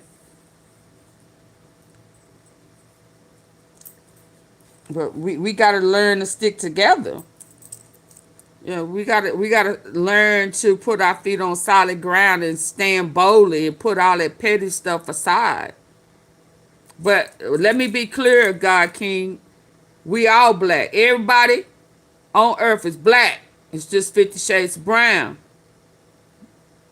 And we all just on different podiums. One is way over there and one is way over there. You not lying, TP. Yeah. Everybody come from the shades of brown. Some darker than others. Some is right there. Some is bronze. Some is caramel. Some is peach. Some is tan. They just peachy. And we just bronze. Or honey. You understand? No, they were created. Okay, we can still make independent a darker shade of brown. Independently. Yeah, but it has to be ran as independent if it's not going to be Republican or Democrat. It can't be a black a black party. It can't be that won't work. It has to follow up under that independent. And we the people will have to know what that represents. That's the mindset. But we got to get solid. Somebody will say, yeah, oh, nah, child, all that crazy stuff will pop up in there as if, like the Dumpty Dump. They still, some of them still believe in the Dumpty Dump. So that means that there are some people that are non-believers because the essence of it all is believers in Christ and the devil. If you riding with the Dumpty Dump, that's the devil. I don't care how you look at it. I don't care. Ain't nothing God about none of it. But right now, as Pressure has been saying, this is spiritual warfare between good and evil. And some of everything that we know about Trump now, and I mean, he been, but now that we know everything not everything, a lot of the stuff that's in the Epstein files, that is nothing about that is God. If you know that it's spiritual warfare. Call this behavior out as wrong. I'm freaking sick and tired of seeing, yesterday there were 3 different meetings that Donald Trump held. One, it was with a a group of female leaders apparently in the area of Absolutely, maternal Janet. health, but they didn't talk about maternal health when Trump was asked a question about reduction of IVF crisis. Donald Trump's like, oh, I don't know that. But let's listen to RFK Jr. talk about sperm in teenage boys for like, what does that have to, what are we even doing here? And then you just saw all the people as Donald Trump was like sleeping, all the women health officials and the women politicians, they were like laughing and clapping like this was normal. Then you had the Indiana football team show up, and the coach Signetti of Indiana, Donald Trump didn't even know the guy's name, and this coach who's supposed to be like a disciplinarian coach who's by the book, he's, rules, we need to behave a certain way, decorum, right, all of that. Donald Trump is saying the most deranged stuff about ballrooms and reflecting pools. He's telling the players they're handsome, he's acting creepy, the whole thing was weird, and then they're all like acting like this is like normal when it's not. Then at night, Donald Trump spoke in front of a group of apparently, who knows if it's even true, like a law enforcement group in the Rose Garden that Trump was calling Club Rose Garden, and he's out there again saying the most demented things imaginable, and they're out there clapping like this is normal. And I'm watching Donald Trump say, oh, lots of people get confused about like water, that that's sea, that's a sea, and then there's eyes in your eyeballs, see, lots of people get confused. People are clapping. I'm like, dude, what are we watching here? What are we talking about here? This guy is demented. He's psychologically ill. He's a malignant narcissist. He's an idiot. He's all of the above. There's currently a situation where the Strait of Hormuz is closed. You have Donald Trump speaking with Netanyahu. Looks like he's pushing us into another catastrophic raising these hostilities again. Trump's going to Xi Jinping, who he idolizes, as China's brutally outmaneuvering us. And Donald Trump last night, all he's doing is posting about former President Obama over and over again. You want to talk about Obama? Here's what Obama's last post was. This was Obama's last post. Are you listening to me? I don't think about America's financial situation. I don't think about anybody. Are you listening to me? I don't think about America's financial situation. I don't think about anybody. Are you listening to me? I don't think about. Are you listening? Are you listening to me? I don't think about anybody. Are you listening to me? I don't think about America's financial situation. I don't think about anybody. Are you listening to me? Are y'all listening to him? America's financial situation. I don't think about anybody. He don't care. He don't care nothing. There's no way. If we gonna say it's a spiritual warfare, are you listening to me? Are you listening to him? America's financial situation. I don't think about anybody. He don't think about anybody but himself. America's financial situation. I don't think about anybody. I just want y'all to hear it out of his mouth. America's financial situation. I don't think about anybody. America, I don't care about nobody. America's financial situation. I don't think about anybody. Are you listening to me? Are you listening to him? And somebody is still gonna vote for him. Huh? He don't care about no America. Financial situation. I don't think about anybody. Are you listening to me? I don't think about. Can you hear me? Can you hear me now? Is what he's saying. Are you listening? Are you listening to me? Can you hear me? Can you hear me now? Okay. A video of himself on Mother's Day saying, this Mother's Day, I'm thinking about my mom and all the lessons she taught me.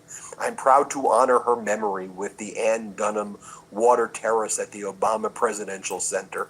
That was his post. Here's the video. Play it. My mom didn't live to see me as president, but she was reflected in everything I did as president, because she was a kind person, somebody who believed in doing things for other folks and not just thinking for yourself. A lot of those values of respecting people regardless of their backgrounds and listening to them and learning from them, I learned from her. Morning. They are most definitely two different people, two different presidents. And then, as I noted, clearly Donald Trump is getting paranoid about the CIA because a 35-year CIA veteran. And this is Pearson. He got Memphis. Yeah, he got redistricted out. Yeah, the fight is real. They want all red. No brown skinned lawmakers. Nobody fighting for our rights. Nobody fighting for equality to try to have some voice in the lawmaking. They don't want any body of color.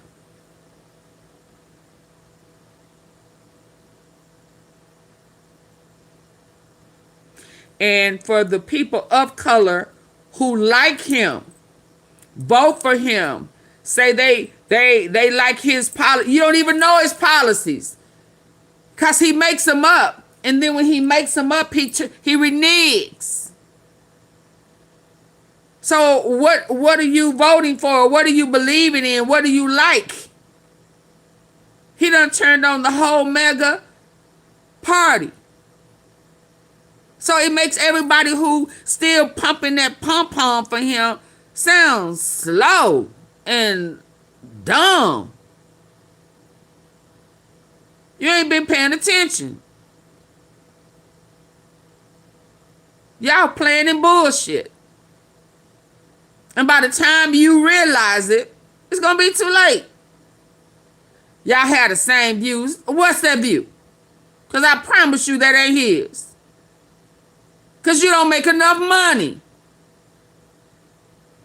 You haven't paid into the pot. So what are you talking about? Again, it makes you sound dumb. Respectfully. And I'm just telling it like it TI is. If you don't like it, leave. Yeah, it don't make sense. Everything he campaigned on, he's been totally opposite. So what are you believing in? You're delusional. Because MAGA turned on, he turned on MAGA. He turned on them. Now, they didn't have any good intent. But he still turned on them to play. Now he Russia. And Israel. Yeah. So what you thinking that you're agreeing upon, you don't even know what you're talking about. You don't. You've not done the research. If he tricked them, you know good and damn well he tricked you. I mean, make what y'all say, make that make sense. If he tricked them, what in the hell make you think, whatever you thought, that he didn't trick you? Yeah, y'all need to wake up. Y'all late to the party. Y'all slow, or y'all just like talking. I don't know. I don't get it. But when it start affecting your kids, when they send your kids over for a war to fight, I mean, they say girls are exempt for now. I'm going to see if y'all still have the same sentiment when they come home in the bag.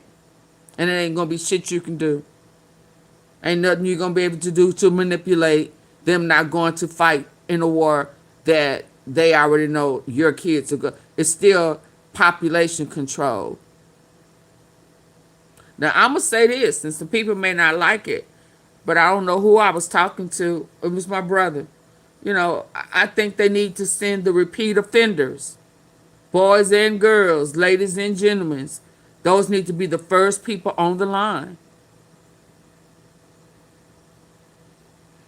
And if they make it through, they can get a reduced sentence.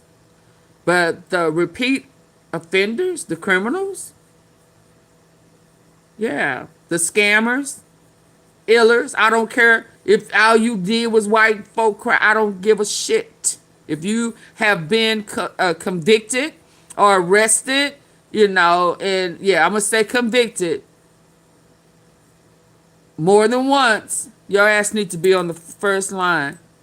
That's who need to sacrifice their life first. Yeah. Get them out of prison and go fight for your country. Instead of sitting on your ass, playing cards and dominoes, doing whatever they do in prison. No, put their asses out there to fight for their country. Yeah, that's my opinion.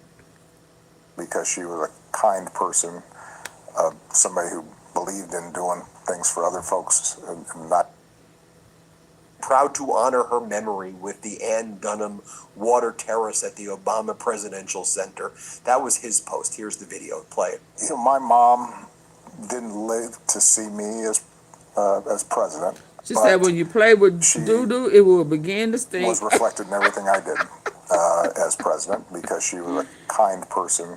Oh my God. Somebody who believed in doing things for other folks and not just thinking for yourself. A lot of those values of respecting people regardless of their backgrounds and listening to them and learning from them, I learned from her.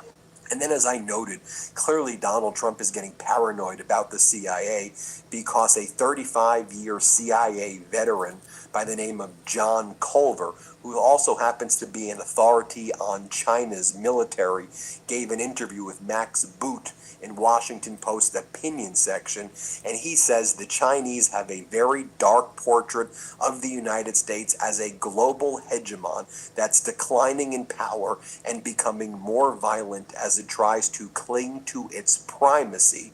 And in this analysis by John Culver, he says that Donald Trump has been brutally outmaneuvered by Xi Jinping, that at this point China is well ahead of the United States military capacity, and that all intelligence assessments is that if China were to take any action against Taiwan, Donald Trump is such a coward and he's such a pathetic individual. This is what the CIA believes is going to happen, that Donald Trump would immediately try to flee, remove all American military assets as quick as possible, let China take over Taiwan, and not do anything at all. That's the current CIA assessment of Donald Trump's pathology. But what John Culver goes on to say is that China feels that Donald Trump has so weakened the United States that China doesn't even need to attempt to invade Taiwan because America's security umbrella is naturally decaying at such a rapid pace that at some point, all China has to do is wait for is a leader to emerge in Taiwan who wants unification formally. And you'll see from our reporting in the past, Xi Jinping invited over that lady who runs the main opposition party in Taiwan who wants a one China policy, and just wait it out. That's Xi Jinping's view because Trump has destroyed America's security umbrella in the Middle East. He's removed THAAD and Patriot missiles from Asia as well. America's security umbrella is falling, and Xi Jinping basically, he controls the rare earths at this point. Trump tried to tariff China 140%. Remember that charade over a year ago, and China's like, okay, we're going to cut off your rare earth minerals, and Donald Trump's like, I'm sorry, King. I'm sorry, King Xi Jinping. I will never do that again, King Xi Jinping. Remember how quickly Donald Trump folded last year? Kind of around this time. And so Xi Jinping's just like, let's just wait.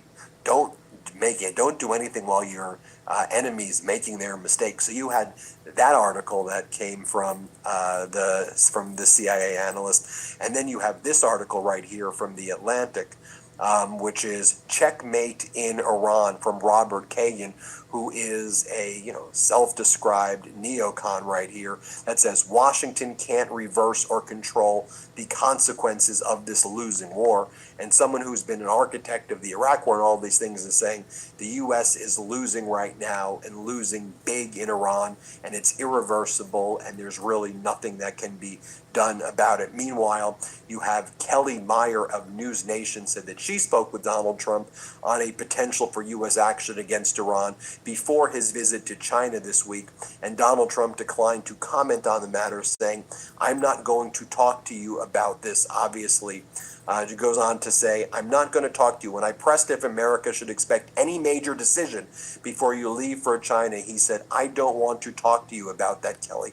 I'm not talking to you. And as I mentioned at the outset of the video, Donald Trump has been pushing the Department of Justice to subpoena reporters over alleged Iran war leaks. He's demanded Todd Blanche to issue subpoenas to all of these media companies to determine who is giving the media all this information about just how devastating and catastrophic this war has become and how America is down significant percentages of its munitions, how weak the American position is vis-a-vis Iran and the Trump regime. I guess Donald Trump thinks what Obama is somehow involved in this with the CIA and all of the intelligence services. A Wall Street Journal spokesperson just said the government subpoenas to the Wall Street Journal and our reporters represent an attack on constitutionally protected news gathering.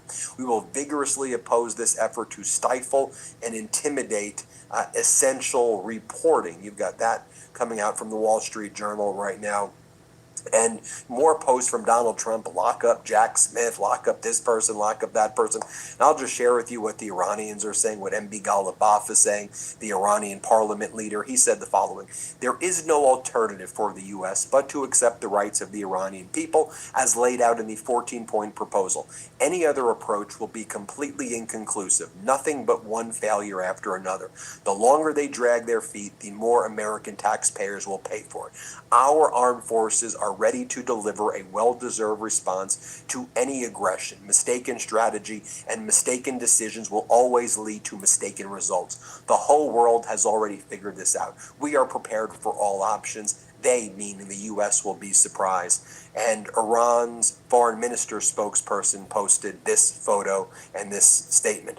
Throughout the history, Iranians have stood not only against single invaders, but against powerful pluses and grand legionnaires, and have always emerged with honor. On a day like this in 53 BC, at the Battle of Karhay, General Surena, with far fewer men and far more limited resources, crushed Rome's heavily armored legions in a masterful asymmetric victory. Crassus, one of the wealthiest and most powerful Romans, was slain. The myth of the Roman invincibility was shattered forever, and Rome's dream eastward expansion died on the battlefield. History repeats itself for those who refuse to study it or respect its lessons. So while Iran's posting that, Donald Trump is out there posting about former President Barack Obama and flipping out all night before our eyes. I'm just going to bring you the facts, bring you the truth, decide for yourself what's going on. Hit subscribe. Let's get to 7 million subscribers, and thanks everybody for watching. Okay, y'all. I need to go to sleep, y'all, so I'm going to go ahead and cut it off. If you didn't hit the like button coming in, please hit it going out. Double tap the 3 dots on the face of your phone. I'm so sleepy. Double tap the 3 dots on the face of your phone. Share it. Subscribe. And if you would like to support me, hit my Cash App. $AUNTEAFEE. And I will greatly appreciate it. I mean, it's more. I have pent. I'm just so sleepy. I'm sleepy, y'all. Wake up, sir. There's just so much going on. I thought I had a short one, but I can't find it. Y'all waiting on me to find it. Look at y'all. Y'all ain't nothing. I'm giving y'all the peace sign, and y'all looking for me to find a short one. Yes, this the veterans. Yep, he ain't no good. You're no good. You're no good. You're no good. Baby, you're no good. I mean, he's the worst ever. I mean, he won a legacy. He about to get one on. Man, I'm going to have to play that one tomorrow. I'm not going to even tell y'all the name of that one because y'all going to go looking for it. I did that Putin.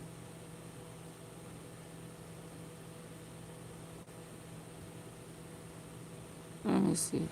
If I go to redistricting mess. No, it was about,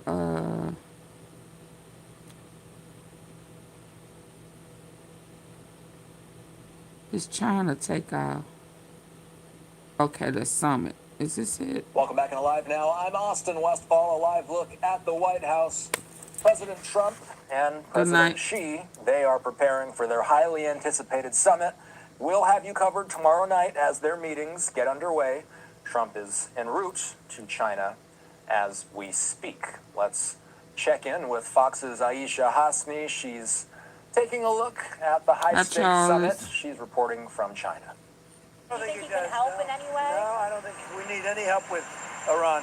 We'll win it one way or the other. Tonight, President Trump says we'll win it one way or another. We'll win it one way or another. So does that mean you're not winning it now? I thought they didn't have no weapons, no military, no navy, no army, no nothing. No leaders, no nothing. What you mean we'll win it one way or another? Get you some rest. Okay, Kimberly, because, yeah.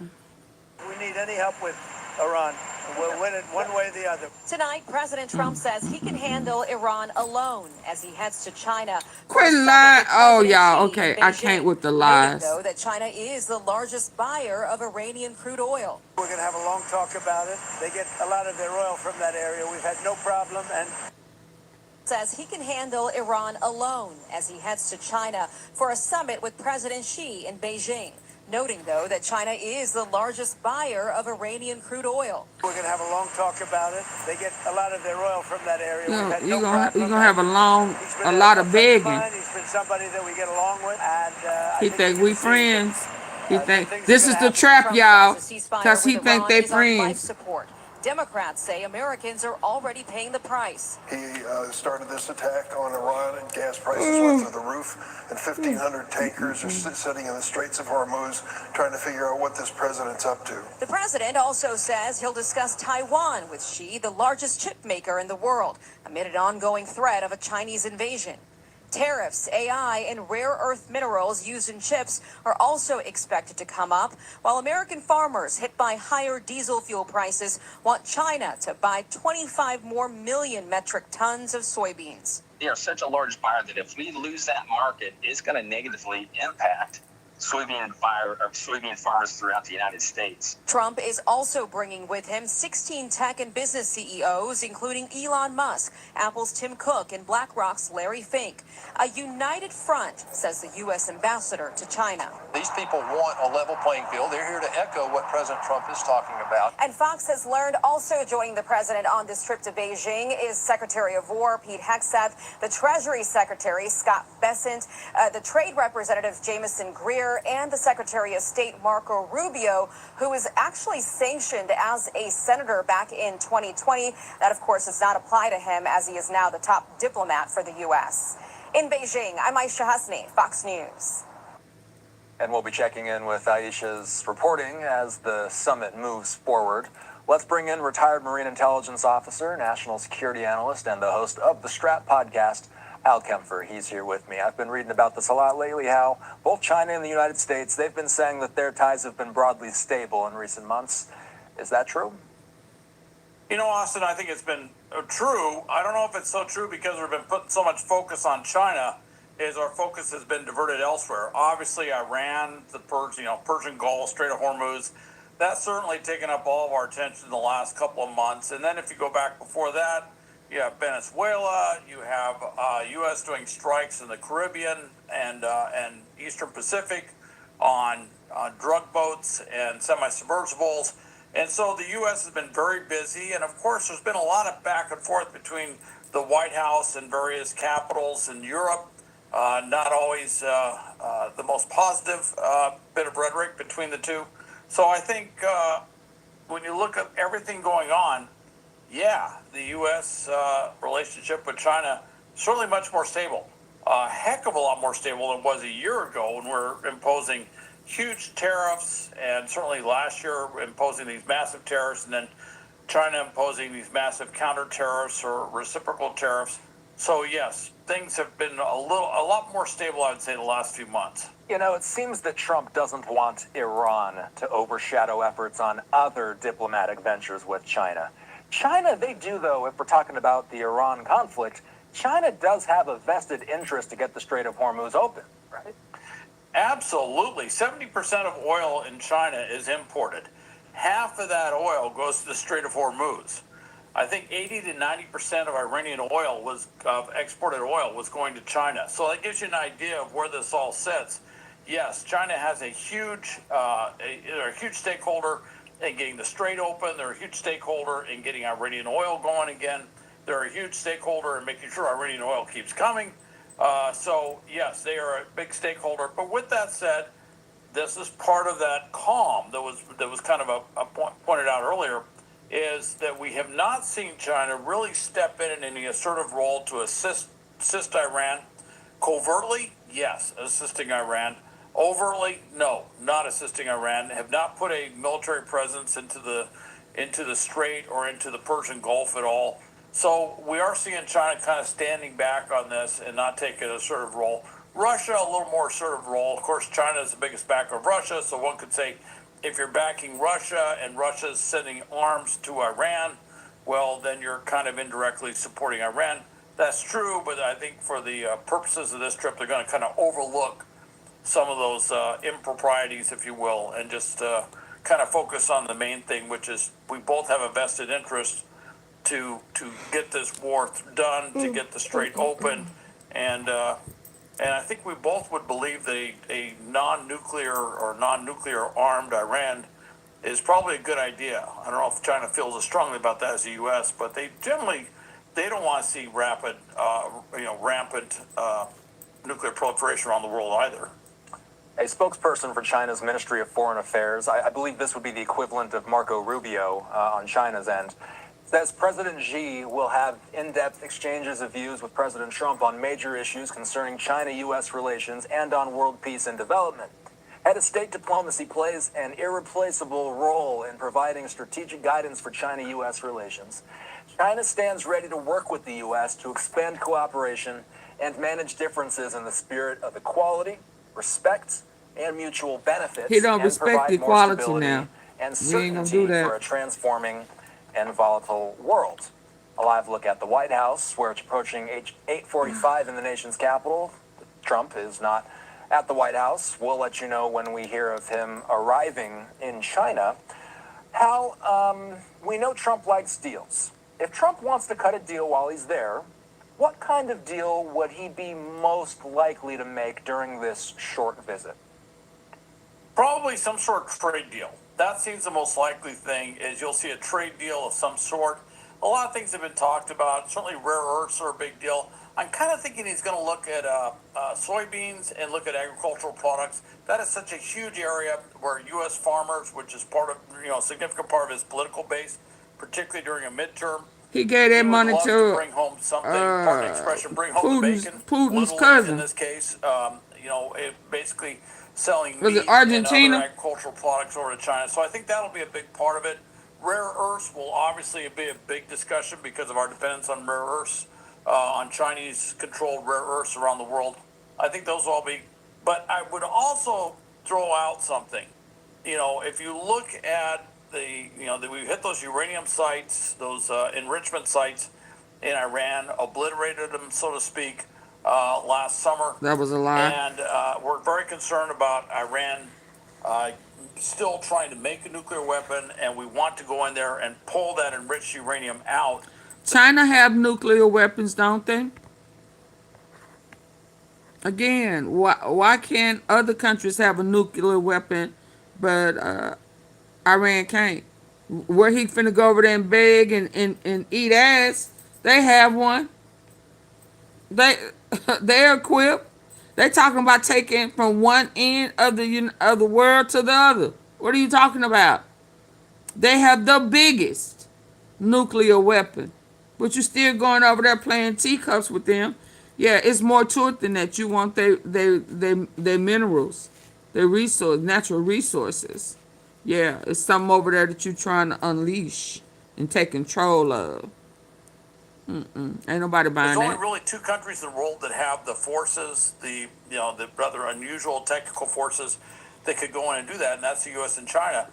I would not be surprised if there's some sort of maybe a memorandum of understanding or something like that. That if Iran very concerned about Iran still trying to make a nuclear weapon, and we want to go in there and pull that enriched uranium out, there's only really two countries in the world that have the forces, the rather unusual technical forces that could go in and do that, and that's the U.S. and China.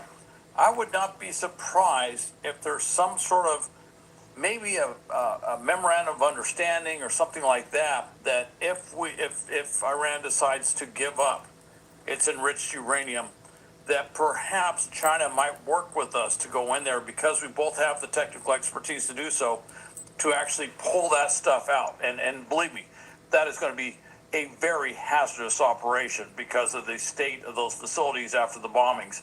But I would not be surprised to see something like that. It's kind of a very technical, unusual thing, but I also think it's one of those things where we could maybe agree upon and maybe hold that up. We saw this in Aisha's piece. It's worth bringing up again. President Trump is traveling with a number of high-profile CEOs and heads of lots of major companies. That includes Apple's Tim Cook, BlackRock's Larry Fink, and a number of others. We know, of course, Elon Musk of SpaceX and Tesla also there. Hal, also, we saw Secretary Bessent. He arrived in Incheon, South Korea moments ago, and you heard in Aisha's report that Pete Hegseth will be here. So there's a lot of high-profile figures that are going to be a part of this summit. But what about the people that we see on our screen right now? The number of companies, Meta included in this, Citibank included in this as well.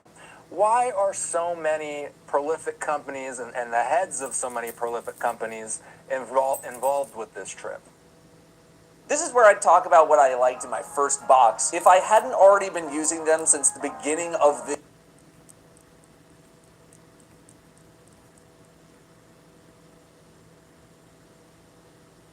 Well, many of them have very, very large investments in China, and they have to take every opportunity to secure those investments. Certainly over this last year, a lot of those investments were looking very rocky with the tariff back and forth going on. And Tesla has huge manufacturing operations there. Apple has huge manufacturing operations there. So they have big reasons why they want to be there. They want to have a seat at the table. They want to be talking about this, and they want to.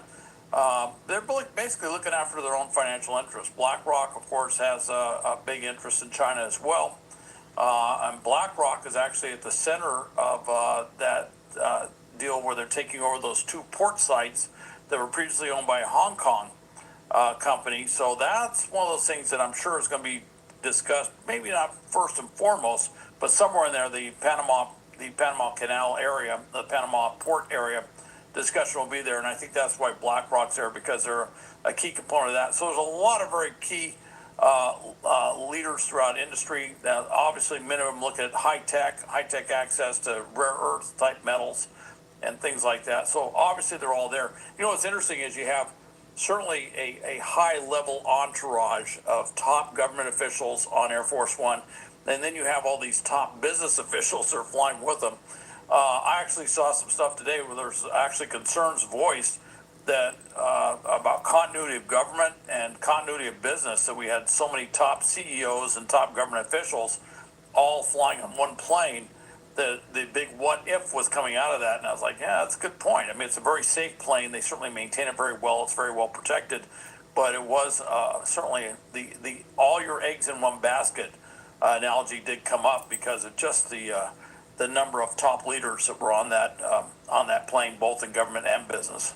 And you got to wonder if this will be one of the last times we see Apple's Tim Cook participating in a high-profile event like this, since he recently announced he'll be stepping back as CEO. I believe he'll still be on board as he'll be the head of their board, I believe. A couple more things I got to ask you about.